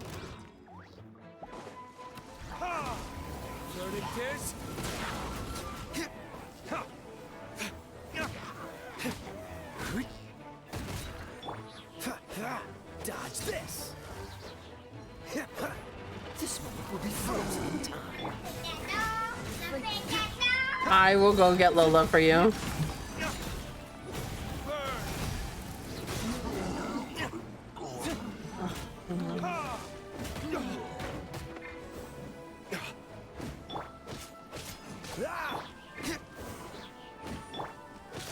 Freeze.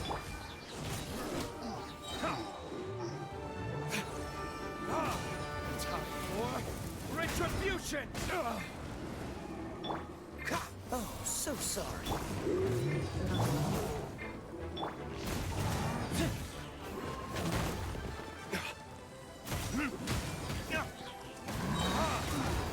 Verdict is cool it. Don't get frostbite. Time for retribution. Okay, let me go get Lola because she's actually in the other room.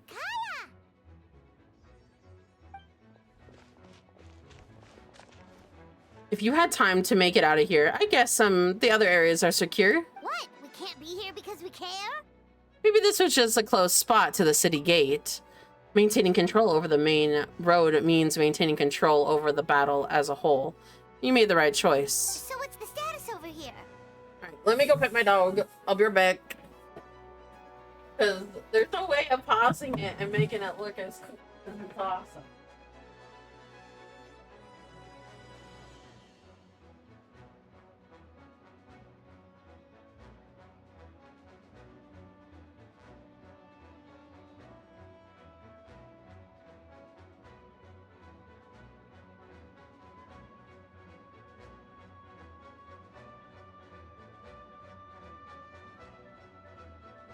Okay, I went to go pet her. I should probably let her out.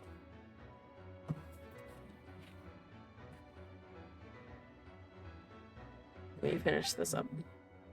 All under control. Don't worry, my trusty civilian volunteer and I have this area covered. I think you mean the man who held the title of cavalry captain before you. We don't need to bring that up. We'll keep up the good work. We'll go and check on the status of the other locations. Good luck. Oh, and I wanted to thank you for what you said in court. If I'm not mistaken, you were on my side by the end. Haha, believe me, he said he had his suspicions since the first trial. I suppose it didn't feel right to believe that someone who had helped me in the past could ever be a cold-blooded killer. Aw, that's so sweet. Thank you for trusting me, for choosing to fight alongside us. As for you, Kaya, good work, as always. Oh, no! Break ends! Oh, ad starts in about 3 minutes. Of course, stay safe.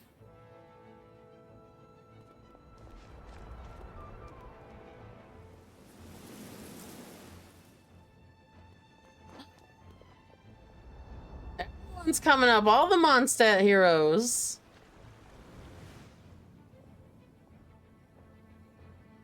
Barbara and Rosaria.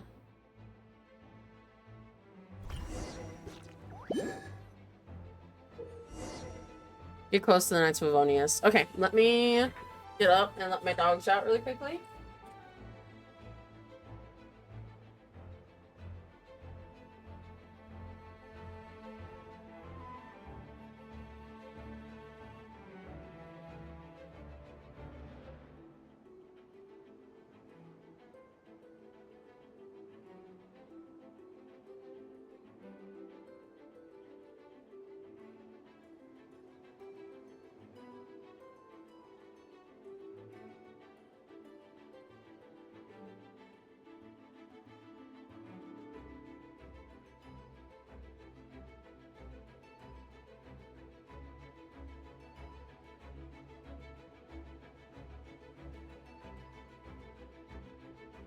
Okay, I'm back.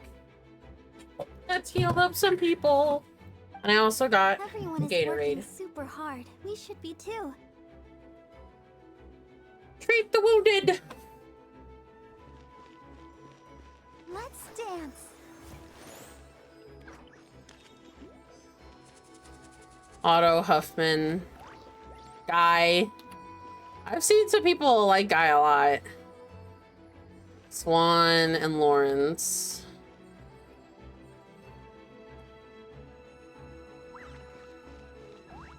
No, it's out of power. I'll protect us. Oh, I do have Barbara. All right, you should be on the mend. Thank you so much, Miss Barbara. Things are still quite chaotic outside. It's best if you all remain inside the cathedral for now. You're not rushing back out there to the front line, are you? You're still injured. Don't worry, Miss Barbara. I'll try not to put myself in harm's way. I can help with the logistics from the back. Well, maybe we can give you a hand. As you said, the situation outside is chaotic. Injured parties should not be left unattended. There are others who need to get back to the front line, so I'll escort you all myself. Of course. Thank you, Miss Rosaria. Just doing my job. I'll leave the cathedral to you then, Barbara. You can count on me. I don't really know how this started, but I do know Jean and the others are preparing for this for a really long time, so I think everything will be all right. No, it has to be. Did I catch you at a bad time, Barbara? No, not at all. Did you need anything? I just wanted to tell you that over the next few days, a lot of things are going to happen in Mondstadt. Attacks and fighting, so I need you to take care of yourself. Huh? How did you know? Albedo warned us in advance. It has something to do with Dragonspine, and he's our authority on the region. So we should take a look at his word. We should take his word. Dragonspine, huh? So the city is going to be in danger? Yeah, but the Knights of Avonius will do whatever we can to protect the people. But then who will protect you? Don't worry. I'll look out for myself, I promise. And it looks like we are at an ad break. Let's do this. Please let them be okay out there. Sister Barbara, could you lend me a hand? Of course, coming.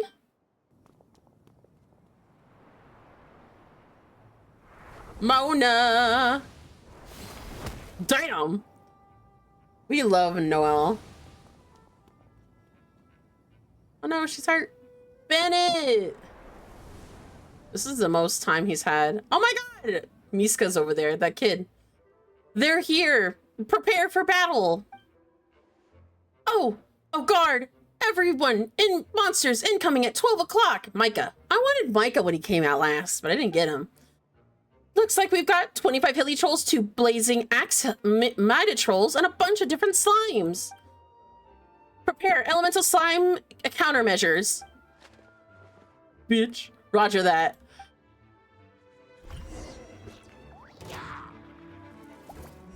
Oh. Oh, where the heck?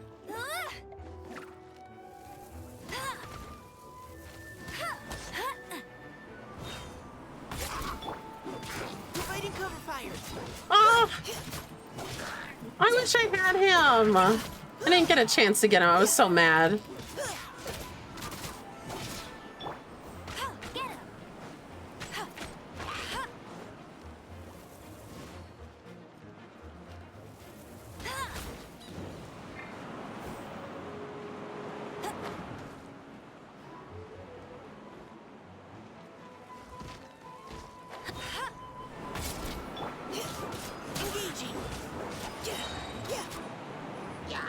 Now's our chance.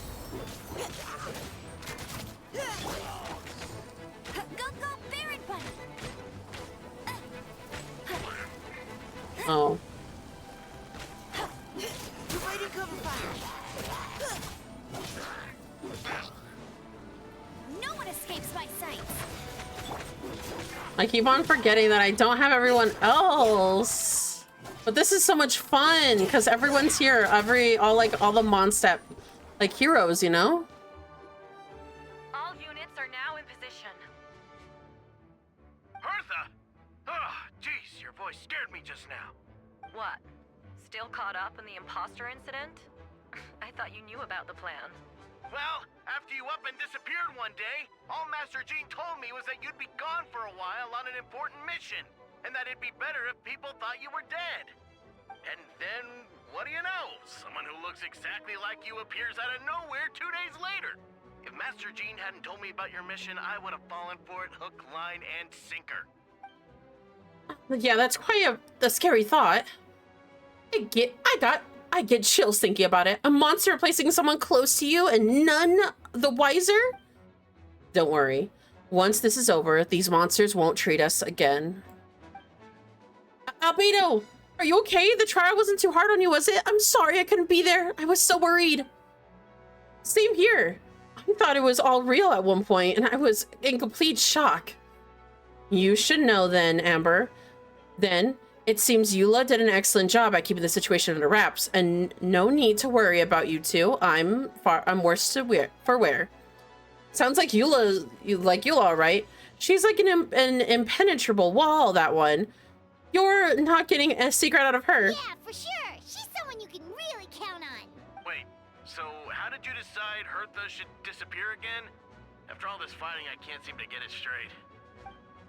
It was Kaya's suggestion. He said the plan would work best with someone well-known and reputable without being too high profile. Naturally, Miss Hertha was a perfect choice. We need to leave a hole in our organization, and she came up with the idea she would disappear. Ah, so that explains a rumor that someone had fallen during a mission. Of course it didn't take long for that to get resolved. No, because the imposter fell right into our trap. I was also part of the plan. First, we spread word that rumor that Hertha was still missing in action after some kind of incident. The news came to Kaya and Hertha's direct subordinates, which is important because we need it to be creditable, and the imposter saw the gap in our ranks and couldn't help but take the bait.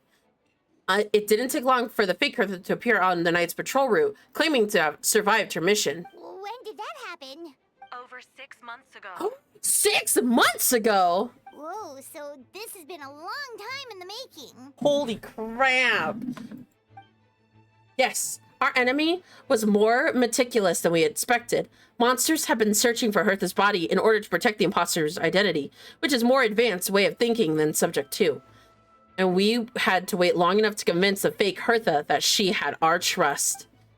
Furthermore, we need to give her the time to gather evidence against me and convince herself she had made enough to strike. How did the Knight's internal information even reach Durin and his monsters? There's an informant among our ranks. Don't worry, Barbados already tracked her down. She doesn't have his blessing, so she can't hear that we're talking right now. Honestly, this whole situation almost gave Paimon a heart attack. All those awful accusations in the first trial, and you couldn't even defend yourself! It was to be expected. I couldn't just reveal the truth. It had to be the right moment. Or it would have given the imposter enough fuel to use against me. She would have demanded to know I knew Dragonspine and the monsters in disguise, and my true identity got out and the public's trust in me would be gone. It was a trap, you see. Argue back, expose my origins, keep my mouth shut, and be seen as a murderer. Credit was credit due, and it was well thought out. Yeah, thank goodness we were able to back her into a corner. Indeed, I have you to thank for that, Tonio. You probably know about it, but you've been a part of my plan since the beginning. Me? But I didn't even know there was a plan. As for that, you have my sincerest apologies. I know I kept you in the dark, but I had a reason. This might not sound intuitive, but I did not make the plan strong enough. From the beginning, I knew I had to leave the letters in my office for a fair and independent reader to discover, someone willing to seek the truth, and naturally, I thought of you. I knew you would return for Windbloom, and I knew you would agree to attend the trial, and I knew your sense of responsibility and justice as the honorary knight would compel you to start your own investigation. The fake Hertha, Subject 2, has met you on Dragonspine before. If she thought even you had lost faith in me, her confidence might have been best of her, the perfect time for us to strike. Albedo's right. You were part of our plan from the start. I knew you didn't take offense at the decision to keep you from that. And please don't be too hard on Albedo. He was just doing his job to look out for Mondstadt. Enough people were involved in the plan as it was. We had no other choice.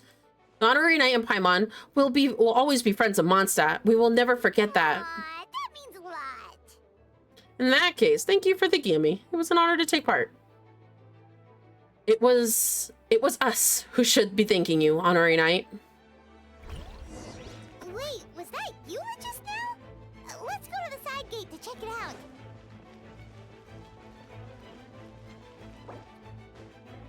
Go to the plaza. There's something over here happening.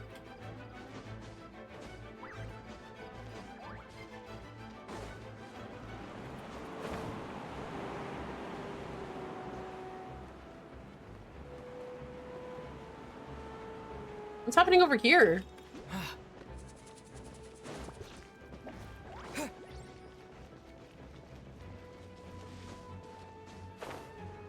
Noelle!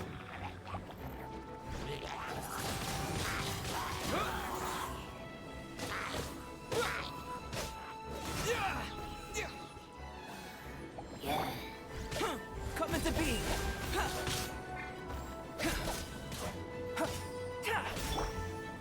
Steady as stone.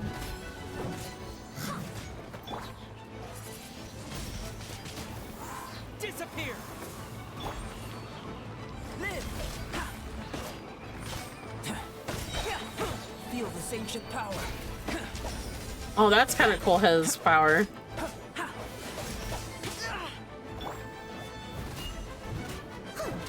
I must leave no stone unturned. Thanks for your help. That was a lot faster than I expected. I'm sure you have places to be, so don't let me keep you. Rest assured, I'll keep people around here safe. Be careful out there. I know victory will be ours. I love Noelle. Oh, so much. She's so cute. Ah. Okay, time to jump over here.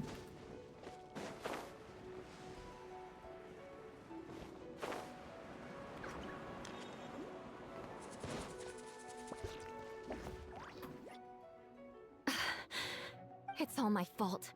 I knew Clea was fast, but disappearing like this? I only lost sight of her for 1 second. How am I going to explain this to Albedo? Oh no. Explain what? Oh shit. Albedo, Traveler, Paimon. What brings you here? Thank you for the water, Athi. We're providing mobile support across the region, and was something you need to explain. You can tell me anything. I hope you know that. Yeah, plus we kinda already heard what you said, so... Just tell us there's nothing to be afraid of. Clea, she disappeared right under my nose. I'm sorry. I'm doing all I can to find her. I see. Don't beat yourself up. Clea is... Wait! Something's coming this way, and it doesn't look pretty! Alright, fighting first, conversation later. She was right next to me, and the next thing I knew, she ran off somewhere. I swear I only lost sight of her for a second.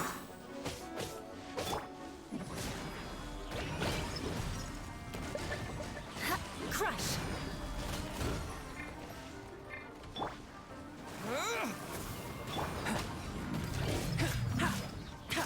Oh, fuck. Those bombs. I see what you mean. She is not to be underestimated.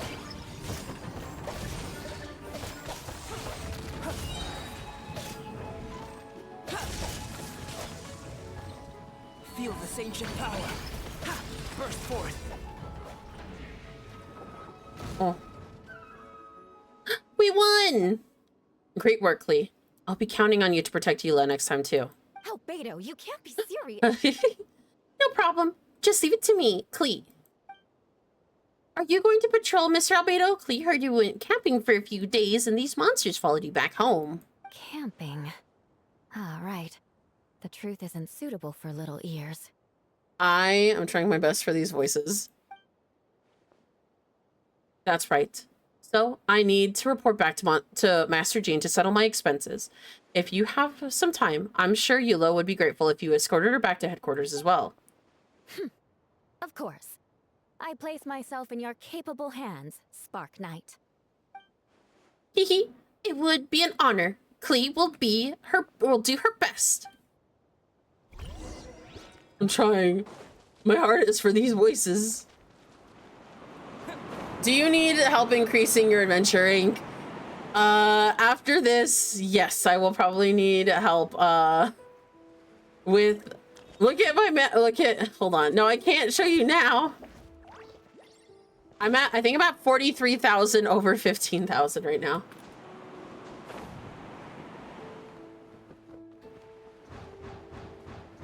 Oh, wait, hold on. There's something else happening over here. Good lord, I know.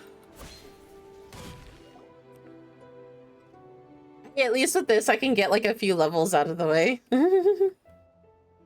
That should be it for now. Good work, everyone. How did we fare injury-wise? Good. Our operations paid off. Injuries were few and far between. I have a full record here. Wonderful. I will review it in a bit. Everyone all right? Amber? Yep. Right as rain. We're back. Clean. Miss, you like kept safe the whole way.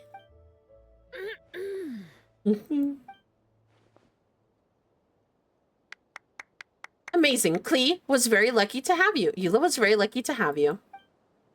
Looks like we're still missing a few. Reporting back, Master Jean. Mission complete. Micah. I want Micah next time he comes out. Oh, I'm so sad I didn't get him last time. Good to have you back safe and sound. Great work, everyone. This operation could not have happened without you all. Your leadership is what makes it possible, Master Jean. It's been a busy few days. You should take a well-deserved break. I will, but I believe you deserve one of the most. You deserve most of all. My work isn't finished, I'm afraid. I have a few loose ends to tie up. Loose ends? Ah, yes, of course. We can talk about it back in headquarters. Sonia Paimon should be there too. All right, everyone who has finished their work should head back to their quarters or the church to get some rest. Want to come with us, Klee? We can drink some tea and eat some freshly baked moon pies. Yes, yes.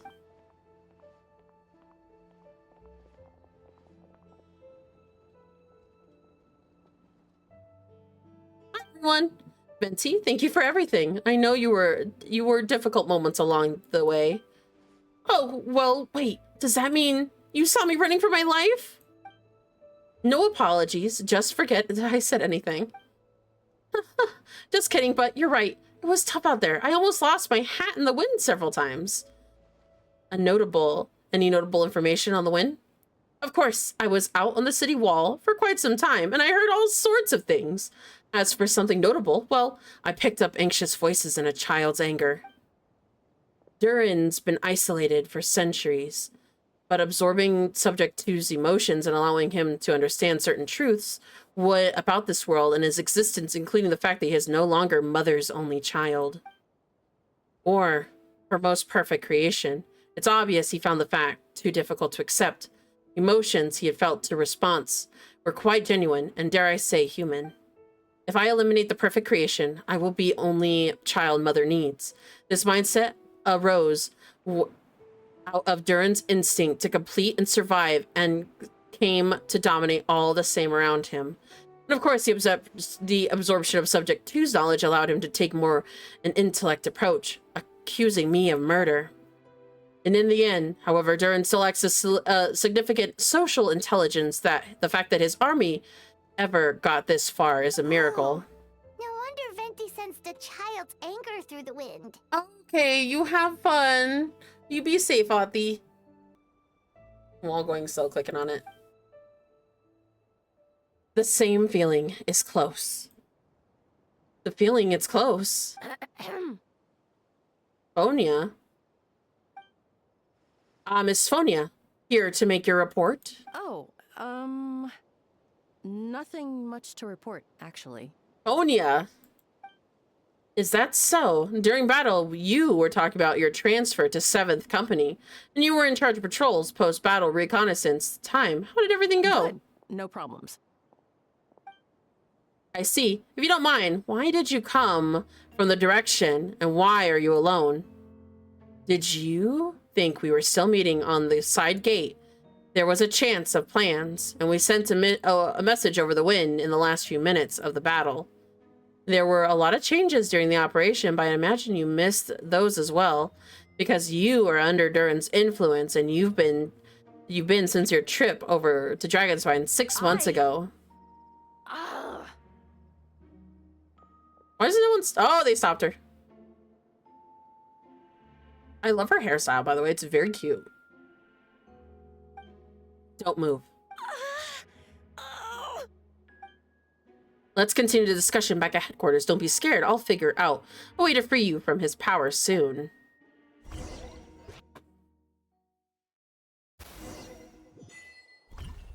A restless child. So I'm now at 43 out of 15. So I was not at 41. I was definitely at 43. Restless child. Fend off monsters from the snowy mountain together with your companions.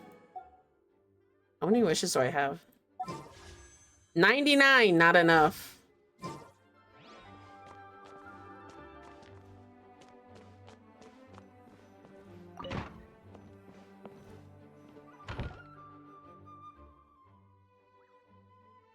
All right, the others are looking after Fonia. Please tell me you can help her.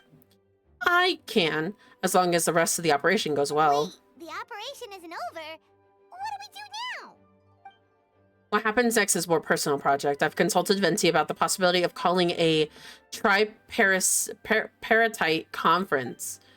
Yes, that's a relatively new tradition. Grandmaster Varka came up with the idea a few years ago. I still remember he approached me about asking the lovely ladies of the Hetson Circle for a small favor. The chumminess caught me off guard. If I hadn't known any different, I would have thought he was talking about his older sisters or something. Older sisters? Is Varka really young or something?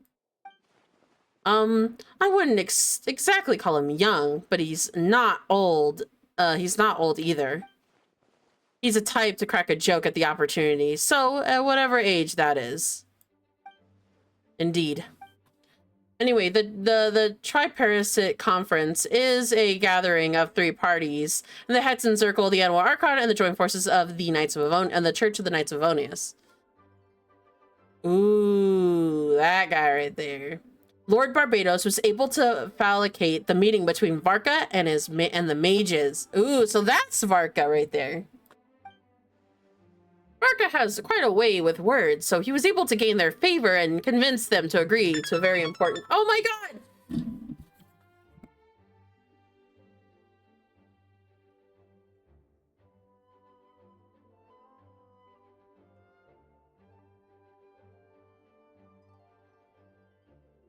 My dad called me. Okay, let me continue. Namely, that is Mondstadt's greatest time of need. The mages would return to lend their aid to our nation. Yes, I know, and I have requests of my own, so I need to the conference to convene once again. Venti is, if you would. Of course, Tonio, pass me the demo communication device. Huh? You're gonna use that thing to call them? Hehe, just watch and learn. Okay, I think this should do. Do-do-do-do-do-do-do-do-go.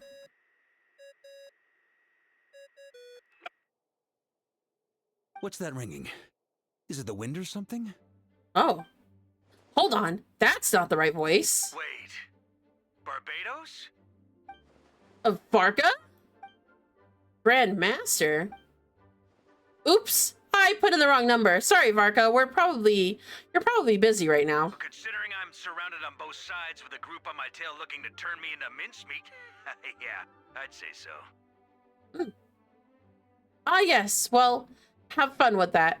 We could talk some other time. All right, pass along my regards. Oh, and I still owe you for those drinks, don't I? Just take it from my stash. I keep it in... Who was the other male voice? Hey! He was just about to tell us where to find his secret stash! Don't tell me he hid it beneath the great tree of the Windrise. That seems like a bit much. Dodoko. Who's calling back? Hello? Who is this? Greetings, Miss Alice. It's Venti. Venti? Nope, it doesn't ring a bell. You're really gonna tease me like that? Fine, it's Barbados. Apologies, just a bit of fun. What can I do for you, dear Barbados? You still remember the tripartite conference, right? I'm calling on behalf of the friend, he's asking for a meeting. Oh? And which brave soul is it this time? It's me, on to Alice. Albedo, captain of the Knights of Avonius investigation team, requests a formal meeting with the Hexen Circle. And what is your wish, dear Albedo? I want to accomplish something unprecedented. How unprecedented. Something even your mother Rhine-daughter never accomplished? In terms of technique, no. But in terms of location and materials, yes. Okay, that makes no sense. You've piqued my interest. I'll be right there. Oh, be right there? Where? Here, as in the office? Hello again, everyone. Oh, Aunt Alice. I see you've turned yourself into a giant Dodoko. Darling, isn't it? It even has its own hat. So, okay, soon we'll be able to see her face. Wow, the attention to detail. Pleasure to see you all again. It's been a while. Wait. Lisa isn't here, but she sounds like Lisa. On behalf of the Hexen Circle, I hereby grant Albedo's request. I'm guessing you still need to prepare? Take your time. Just come find me at the long table when you're ready. Aw, that's nice of you. I suppose it's just my nature, darling. Thank you, Aunt Alice. Before we set off, there's someone we need to meet. Head to my office. He's waiting for you there. Okay. Let's go. Oh, I got more money. Yay! More money. Broke as hell. Hey, have you ever wondered why Albedo always keeps his office closed? Paimon bets there's a secret snack stash hidden around here somewhere.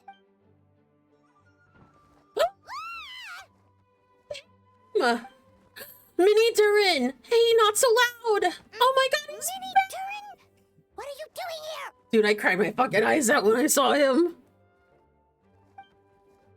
Well, actually, I've kind of been helping you guys in secret this whole time. I've tried tapping on Paimon's shoulder, and during the battle, you floated away too fast. Oh, you were there? Yeah, I've been in Mondstadt for a few days now, but I've kept myself out of sight. I thought people might be scared of me. Oh, don't worry.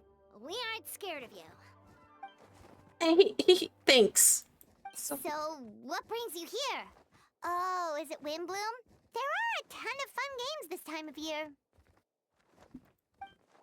I did sneak off to the festival for a bit, even though I couldn't play the games, and because of all the people, I still had a lot of fun. Where's that guy? But that's not why I'm here. Albedo and I made a promise to accomplish the great together. What do you mean?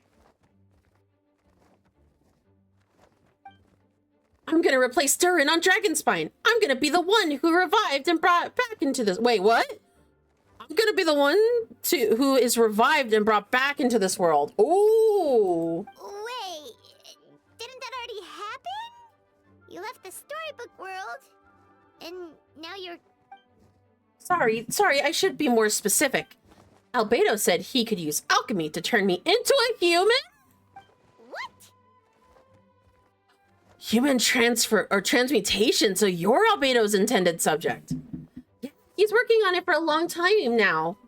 And that's what you want, Mini Durin? To become human? I do not know if want is the right word, but I do even know if there's a right answer to the situation like this. But I do know this. I have just as much as a right to this name as, and I don't want to lose the other Durin. Becoming human. Oh, it's as simple as changing forms. I know Albedo talked to me about that, and he said Durin on Dragonspine is a lot more aggressive and primitive, almost like a beast. But Mom created me in a storybook. The pure parts of me can balance out the evil parts of him. And if I'm honest, I don't know what that will look like if I can still be me once I become part of him. Maybe without a complete soul, there will never be a me to begin with. Albedo said that their kinds of questions are normal, and they're always trying to figure out who we are.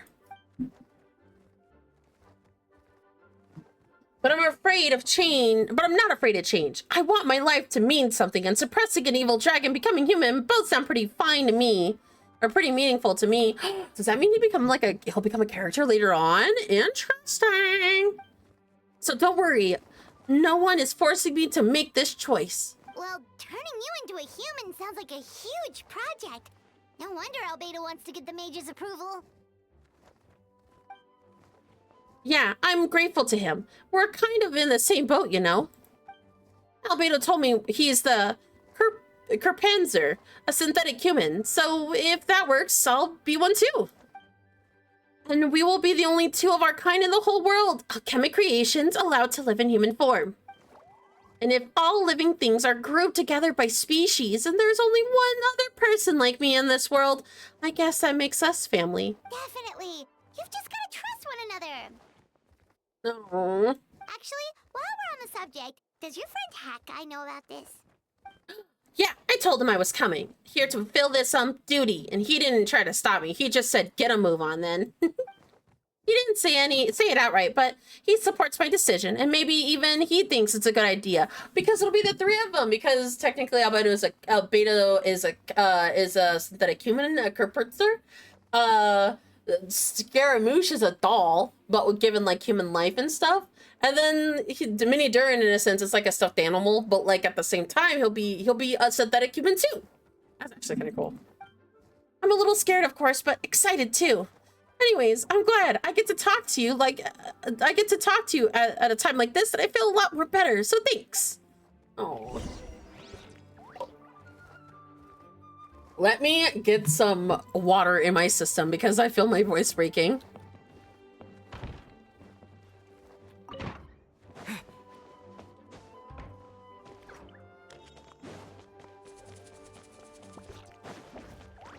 Over here.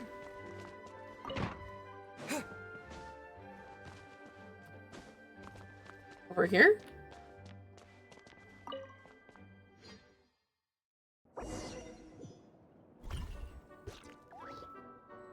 The Hexen Circle trial piece of Satan.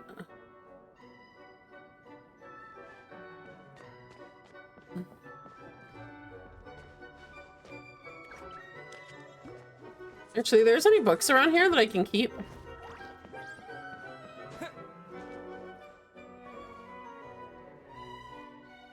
Wait.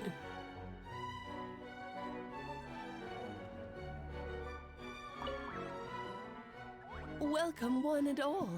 Please sit wherever you like. So, no unspoken rules to be aware of? I don't want an unwitty park myself down on some important lady's I chair. highly doubt anyone's going to mind where you sit, Lord Barbados. But thank you for being so considerate. Jean didn't fancy tagging along? A lot happened in the city today, and if she left, there would be really no one around to lead the Knights of Ovonius. Right, never mind. I was just hoping to treat her to some tea. Oh. So, tell me, Albedo, what is this outrageous and audacious plan of yours that I've been hearing murmurings about? I'll get right to the point. Oh my god. I intend to kill the evil Durin in Dragonspine. Oh? And I also would like to request some alchemic regents from the Hexen Circle. Which ones? I'm all ears. First would be the flesh of the immortal monster from the mare Jaivari. Interesting. What else? The other is a potion of the embryo left by my mother, Rhindaughter. the raw material from which she created her monsters in the past. There's not much of it left. Dragon blood, monster flesh, and embryo. Sounds to me like a formula for creating life. Correct. Durin's heart has continued to beat ever since the day he died. That means it's just a matter of time before he eventually returns. It would be centuries away, or millennia, but that day will come. I've spent years investigating Dragonspine, so I'm well aware of the dangers he poses. And he's already posed a considerable threat to Mondstadt at less than half of his original strength. And there's no telling how dire the consequences would be if he ever regained his full life force. Hence, if we want to be free of the dangers posed by his blood and limitless vitality, we should find a way to eliminate Durin entirely. Unfortunately, Durin is a special entity, and even after death, he could reawaken at any moment. So the solution is to kill him and then resurrect him from a different form. Upon resurrection, he will no longer be the creature he once was. In fact, he will no longer be a monster at all, because I intend to transform him into a human-like being. During the summer, Klee and I visited a fairy tale called The Simulacra, and it was created by mages from the Hexen Circle, so I'm sure you know of that. Of course. It was even the home of one of M's children the other day. Oh, I see. It was during this journey that I learned the certainty that Durin would return to life one day. And the experience inspired me, and I met the pure soul M had created, and if I knew I wanted to change Durin's fate, he would be the key. To the end, I would devise the alchemic's model from the transmutation, the soul that will come from the fairy tale dragon of Simulacra, the blood of the original dragon's heart. The monsters that remnants from the Mare Javali and the embryo mother left me will be the form of the flesh. The corrosive nature of the dragon's venom would heighten the vitality of the vitality of the monster remnants will offset each other, keeping the constructed body in perfect balance. A powerful side effect can be triggered when festering forces and life force collide. In an alchemic setting, the results are sure to be nothing short of astounding. The glint in your eye when you talk about these ideas. You really are your mother's child. Do you see that as a bad thing, Aunt Alice? Of course not. To me, you're both extraordinary individuals. I find you fascinating. In any case, now I see why you asked Venti for help. The raw materials you seek are extremely valuable. The misuse of even the tiniest amount could cause unimaginable chaos. That said, we're happy to give you what you need. But there is one condition. You need to prove you can wield them. And so, you must pass the Hexen Circle's trial. I understand. I figured something like this might happen. This is why I asked for Tonio to come along.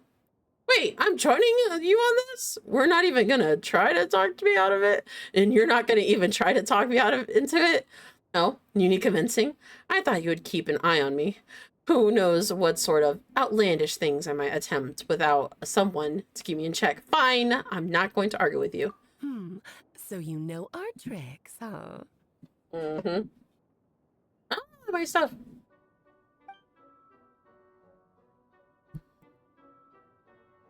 Well, success means little if you have no one to celebrate it with, no?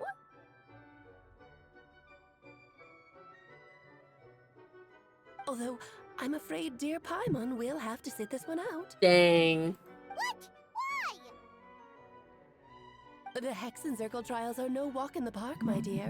Besides, I already decided on the structure. Dang it. There's only room for 2 participants, I'm afraid. No more, no less. You understand, don't you, Paimon? Oh, Okay, fuck. okay. You can turn off the charm. Paimon will stay behind. Aww. Thank you for being so understanding. Then, whenever you two are ready, interact with the chessboard on the table. It will guide you through the trial. Then let me make a formal request. Will you go through this trial with me? Of course. Let's do this. Of course. You ready, Tonio? Just about. My dear children, get ready for a taste of the Dodo King's magic. Oh, shit.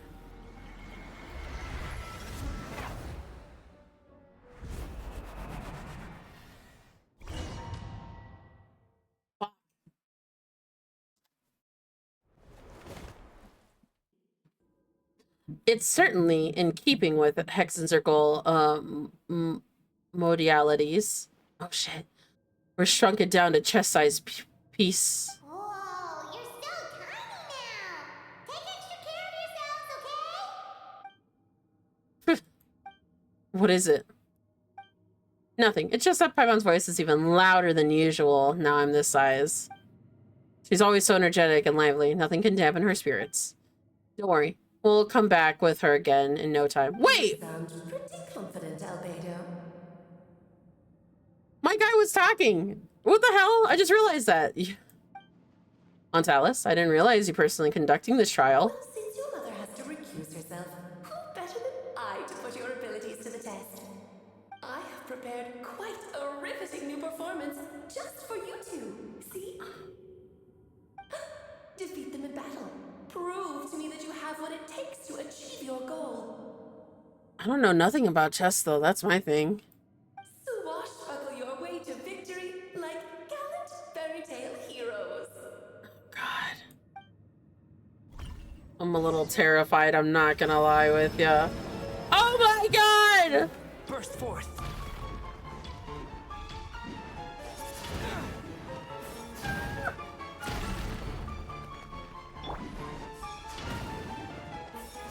Moments of birth.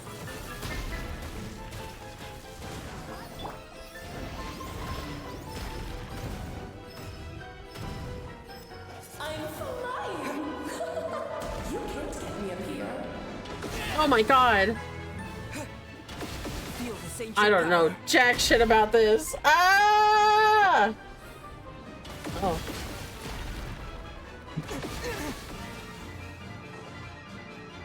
Coming to be.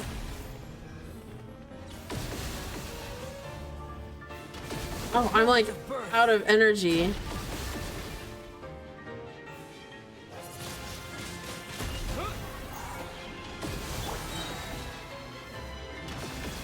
Let it rain.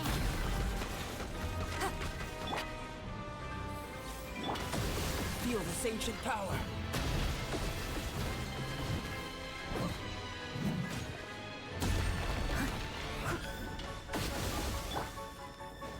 Bet you can't. Burst forth.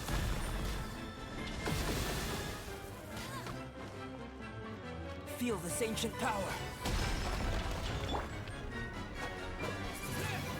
Coming to be.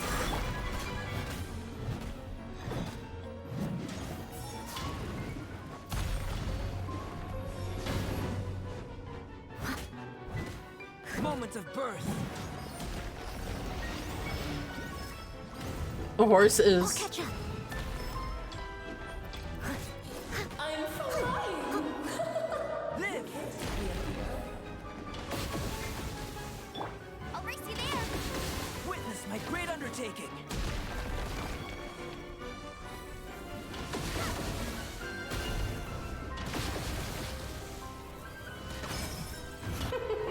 King and Queen should present a united front. Oh lord, that's not good. Feel this ancient power.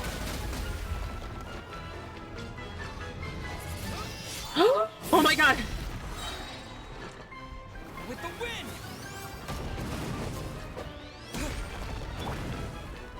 That's the worst because the queen can move wherever! Moments of birth. Okay, gotta go, gotta go.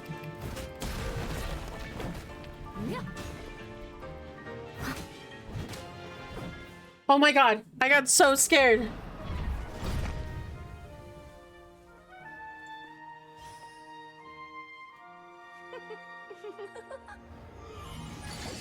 Ugh, it had to be this form? A toy really doesn't suit me. Well done, but this isn't over. I will now preside over the second trial. Oh shit. Stare straight ahead and you will see things as they appear. But change your perspective, and you will see them as they are. This is awesome. Because... Yeah, I'm okay.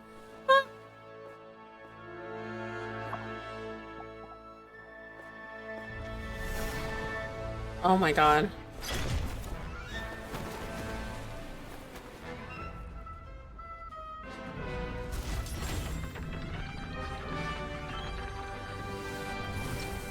Ooh. How regal.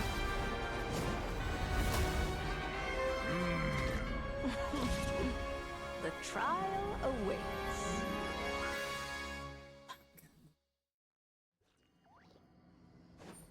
Only by turning the world on its head can we see its true colors. So, it begs the question, what do you see on the other side of this chessboard? Pawns found true freedom the moment they gained legs with which to run. So, in the spirit of Rhine-daughter, I prepared a little surprise for you. No need to thank me, of course. Just a small gesture of kindness from me, Barbara Trismegistus, to you. It is time to slay our foe! Oh, Albedo. This always so pomp and ceremony. Delightful. Unlike my own student, she can be so full of herself. I do wish she could Witness my great undertaking. That is good. It's my honor to serve you. Moment of birth. Okay, no.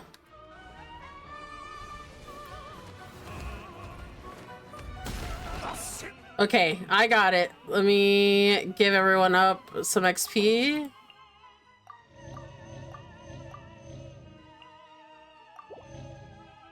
Let me also do this. Use a special dish.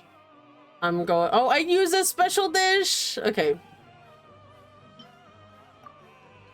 My defenses need to be up. And then... I think that's good right there.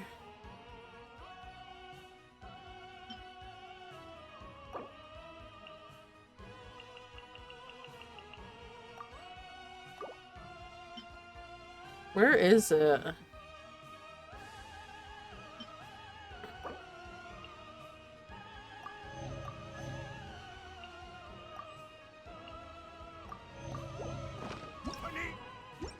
Cannon fire! One blast is quite enough. Feel this ancient power.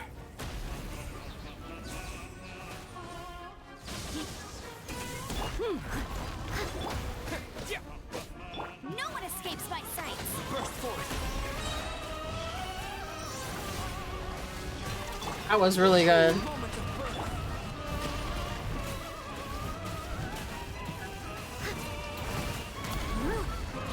I'll catch up. Oh, this is all getting rather dreary. Allow me, my darling. Witness my great undertaking. Wind blade. Ow!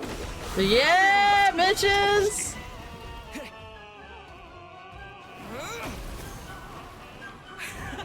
And now, a towering return to witness my great undertaking.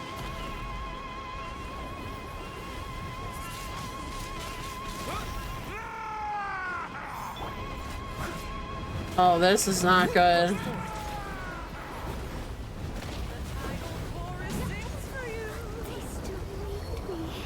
Witness my great undertaking. Burst forth.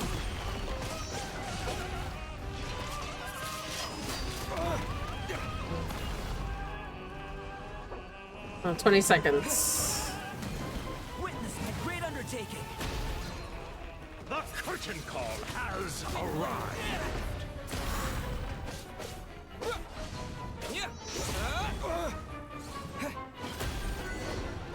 Womp. Oh.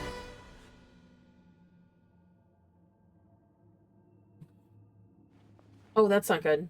Yes, very well done. We did it! Oh, they've grown up so fast. I'm so proud. Really? Well then, I'll leave you to debrief the others about today's events. Huh? You're leaving already? You did marvelously today. I'm thrilled for both of you. And should you feel the need to gloat profusely to that student of mine so she knows to up her game, be my guest. Lovely tea party. But that'll do me for now. Until next time, my dearies. Oh, it's fun. You're just going to up and leave? Barbie? You'll have to forgive Barbara, love. She's always on the move. And she never says where she's going either. I think she enjoys the mystique. But if I had to guess, she's probably going for a walk. She's a very health-conscious individual. Barbie was satisfied with your victory. And so am I. Congratulations to you both. You can come back now. Oh, whoops. I need to turn you back to normal first, don't I? That was a lot of fun. But I have to end stream soon. I don't know how much left we have of the event. Great job! You made it all look so easy! Nice to have you back safe and sound. Now time to relax and switch off. You've earned it. Let's see. That was fun. Felt pretty good to beat the trial. Once you've rested up, let me know when you're free and we'll head over. The dragon of Dragonspine, right? Mm-hmm. Indeed, the sooner we deal with Durin, the better. So we're at the end. Okay. I need to switch out my dogs, and I was supposed to do that like an hour ago. But I'll be back. We can be back. That was a lot of fun. Oh, actually, let me go into my VRB screen.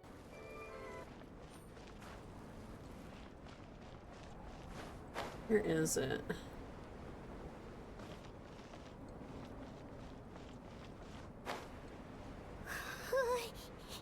Yep, this place is as freezing as ever. Paimon's hands are turning to ice. Oh no, Paimon. You sure? Is it warm in there? It should take the edge off. A minute left.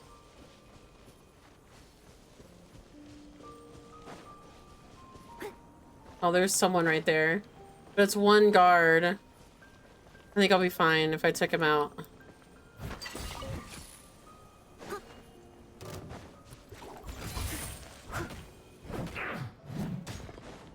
Almost immediate.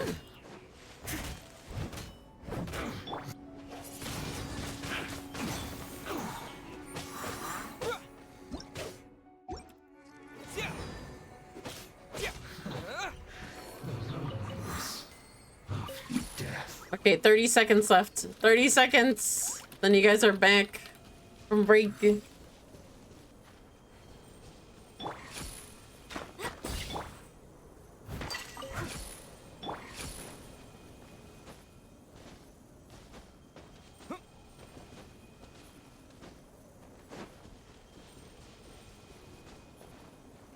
Okay, come on. Okay, we're back.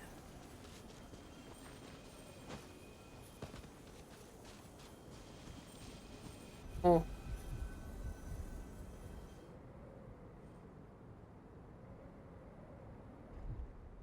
We've arrived. Sorry, Paimon. I have to get to work now. Still beating away after all this time.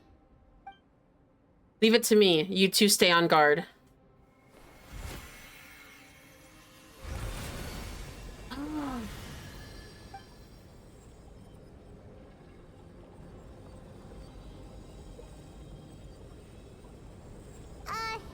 May Paimon ask a question? No. You may. Who is Durin to you?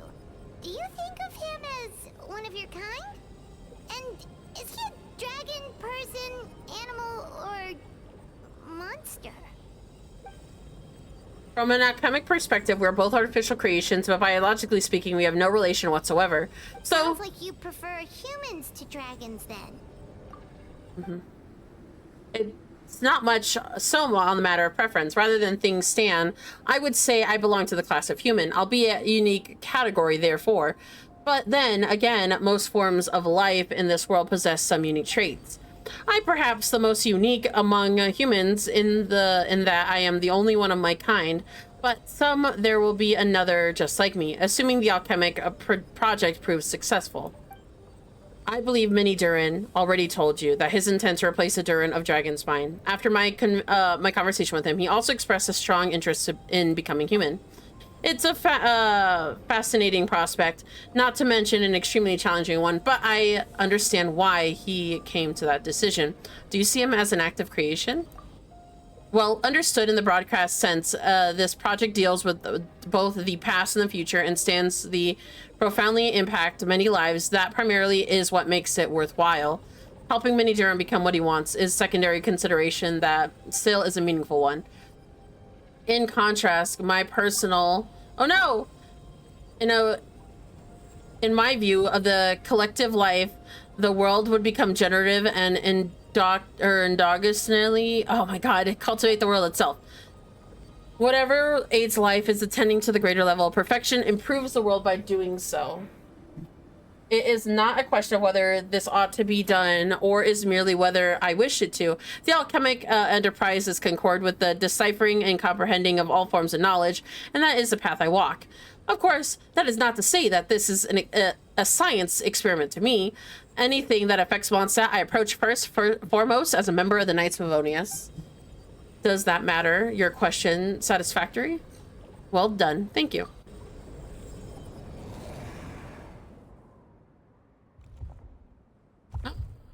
Finished.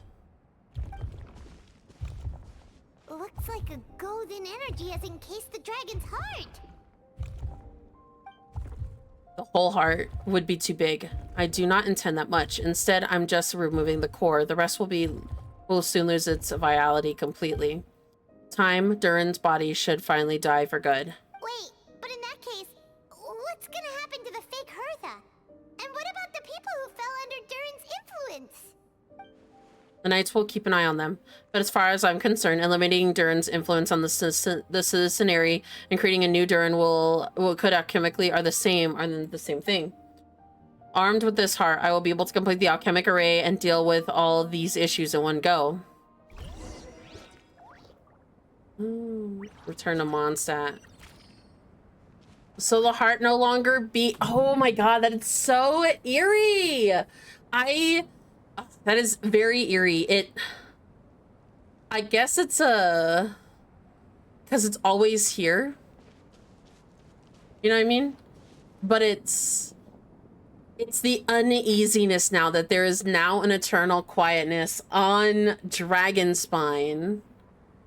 That it's now just... It's quiet. It's very, very quiet. I mean, the cold is what preserved Dragonspine. You know what I mean? So does it still work down here if I were to come? It still has that, like the healing factor, but like... No, it's very... It's very eerie. It is very, very eerie. That Dragonspine no longer beats, but at least it'll be somewhere else now.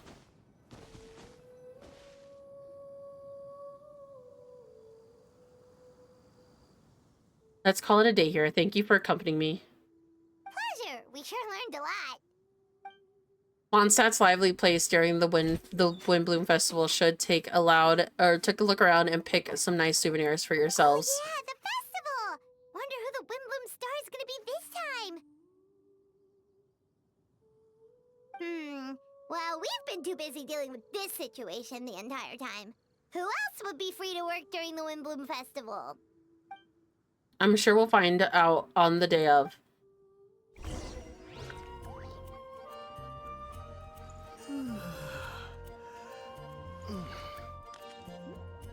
Okay. Let's lay down. Continue this. Oh my god.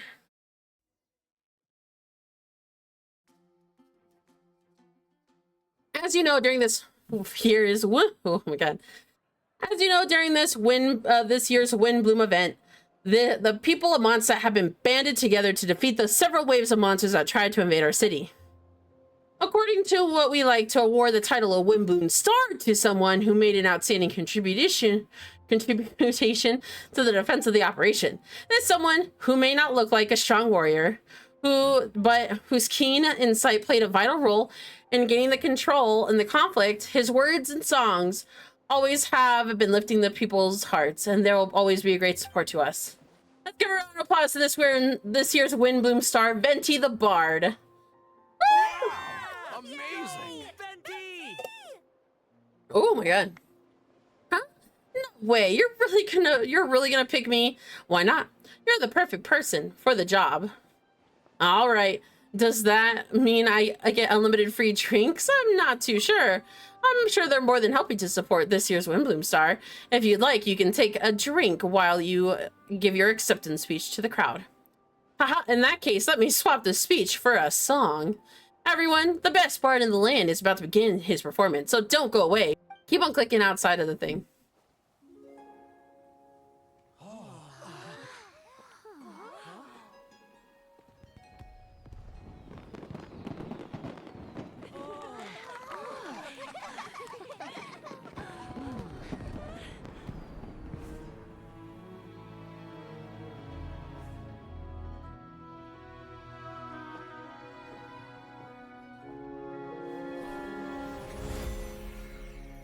I hereby exercise a player of information.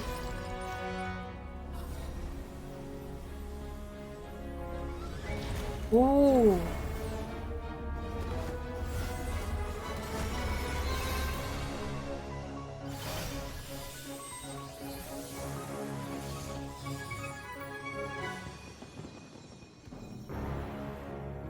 Upper notes earth and flowing water. Refined fire and fortifying wind.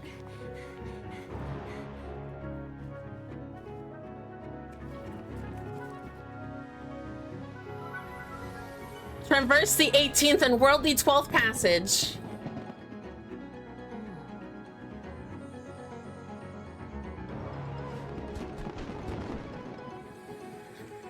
An emergent soul and enter the immortal world. Inveteраting flesh into the sacred bone and blood. O sages, witness my grand endeavor.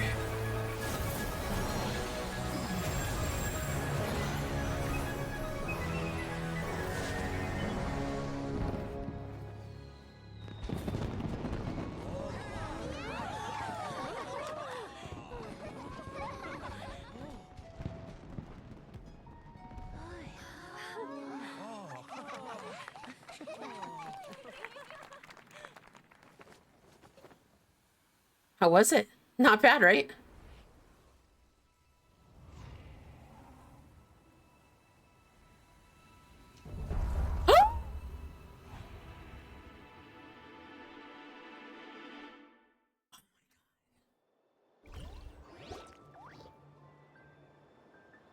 That was so fucking cool. Albedo, how did everything go? I was over. I couldn't even get my words together. Language failed me, but oh my god, the excitement was there. Very smoothly, I'd say. We achieved our goal. Really? So Mini Durin looks like a human now? Correct. However, his newly formed body is still stabilizing. We should give him some time. Incredible work, Albedo. I graciously accept the compliment. It really is rather remarkable, what we've accomplished. So, how do you feel right now? Quite good. I did what I set out to do and achieved a personal goal. I'd even think she would ever make a rare facial expression had she seen it. She? My master and mother, Gold Rhindaughter. A long time ago, she had sent me to Mondstadt with the instruction to complete a task of monumental importance to find the truth of the world. I had a theory about what she meant, and in time, I was about to collaborate, and sure enough, finding the truth of the world and basically stood for getting a life. That might not be easy for most people, but for some people like me, it meant doing a lot of good, or it meant doing a lot of learning and doing and about a lot of things. I had to find out myself and the world around me to get to know me and to get to know other people. Oh, fuck. God damn it. Life in this space and the exists between me and the world. To truly become human, I inhabit that space. So for an artificial human, finding a life is, in some sense, equivalent to finding the truth of the world. So that's what she meant, huh? Well, no wonder those monsters wanted to infiltrate the city and replace you. They wanted your life for themselves. Being alive is just existing, but having a life is what makes you truly human. I think that's the message she wanted to get across to me. Still, I found a whole series of events and has given me new inspiration. Becoming human is only the beginning, and what follows is the choices a human has to become to make in life, as well as the kinds of family bonds that will form. Most people will probably see the events of the last few days as something out of the nightmare, but for me, it is part of my family tree. I fear that the carefree existence my brother has enjoyed this far will now come to an end. Just like me, he will have to step into the world and face the same constraints as everyone else. You've got an unusual family, that's for sure. Well, I suppose we should get it. We get it from our mother. She is highly unusual. There are all kinds of families in this world. Some base their life around family stores, others around the farm. In my family, I suppose it tends to flower beds, and now I am a gardener too. As long as you feel like you've gained something from the experience. If you pull up the number, I can type it and add you without closing. Okay. Let me see here. Master never showed me her face, but if the Hexen Circle knows what I've done, that means she knows as well and gave her approval. Since devouring the Neberis, it would seem that she has finally found a modicum of peace. And if so, then I am truly happy for her. She didn't always have a penchant for madness, you know. Devouring Nefarious?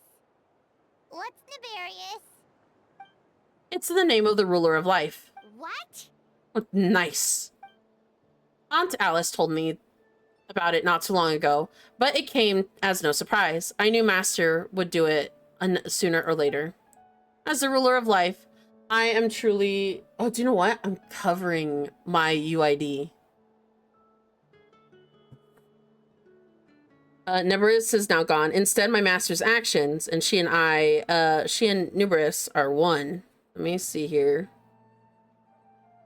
Come on. In any case, thank you so much for helping me during this ordeal, and for choosing to stand by my side through it.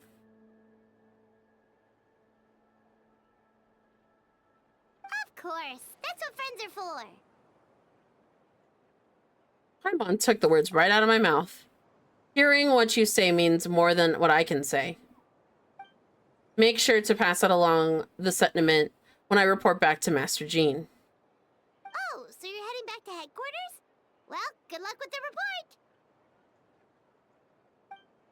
Thank you, and I'll be getting going now.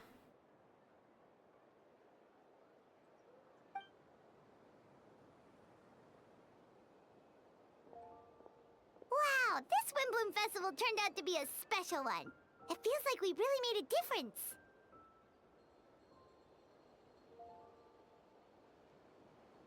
Oh, Paimon almost forgot! If the Windbloom star has already been chosen, what is this year's Windbloom gonna be? Want to take a guess? Venti! You're back! Well, I couldn't keep my two dear friends in the dark about this year's Windbloom. How could I? What do you think of the Cecilia? It's quite fitting. The true feelings of the prodigal son, a sentiment as sweet and warm as the gentle spring breeze, the perfect for the season. Tonyo, give me your hand. Huh? I sent it to you, by the way, Alex. The mages are very pleased that you and Albedo managed to pass this trial. Albedo received the materials he sought, so you deserve something in return as well. The Hexing Circle wants you to have this. It contains something entirely one of a kind, a secret of sorts. When the time is right, it will reveal itself to you, so no need to open it right away. Wow, a gift and a mystery all in one! The mages sure love their secrets, huh? According to the sender, you are probably the only person who could take use of it like this, so I suppose it belongs to you. All right, thanks. Well, all I do believe it, all I did was deliver it. Although I did too create links during this whole ordeal, I suppose a reward for my efforts wouldn't be out of the question. You helped a lot, Venti. How about we treat you to a drink? Really? I'll hold you to it. You know, no going back on your word. Of course, Dad! Let's go to the tavern right now! Music to my ears. I'm happy I could fly. It's like the festival was made for me or something. When no love remains for the songs to tell, the world becomes naught by an empty shell. Cruel is said the fate, cruel it may be, were it not for a hero who could set us all free. Though shadows so cold, he sought wisdoms and untold, chasing a fragrance the wind only knows. Thus wistfulness waned, faded into the night as he stepped from the darkness into the light. Complete!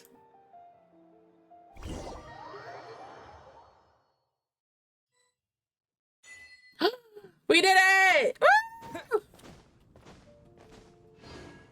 We beat it in about 3.5 hours with some introductions and stuff. That was fun. I had a lot of fun.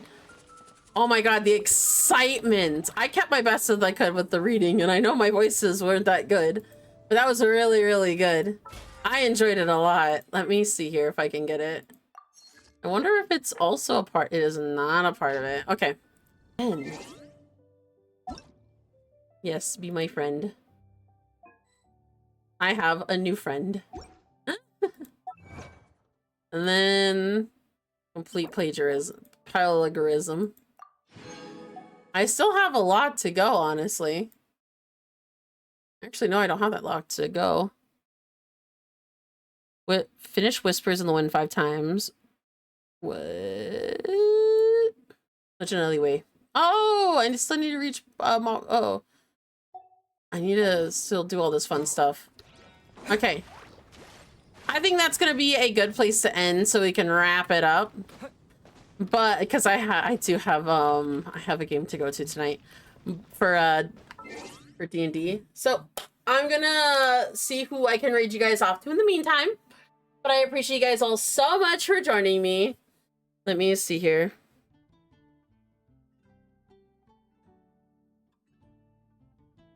Let me go over to my intermission screen really quickly, and it's the therapy couch room. Okay, let's see who we can raid off to in the meantime. Let's raid off to Kodiak. Kodiak's actually playing. Okay, let's raid off to him because he's actually currently playing Repo, and we love Kodiak. Let's start the raid. All right, again, I want to thank you guys all so much for joining me today, and I really hope you have a wonderful day and stay safe. I will catch you guys all for tomorrow for some Baldur's Gate, which I'm still in the fight with the Historian, so I'm going to see if I can fight. I can, like, defeat the fight before we start, just so that we're not in there for another, like, 5 hours. But, yeah, let me get you guys over there, and thank you guys all so much for joining me today. I will see you all tomorrow for some Baldur's Gate, and good night, everyone. Okay?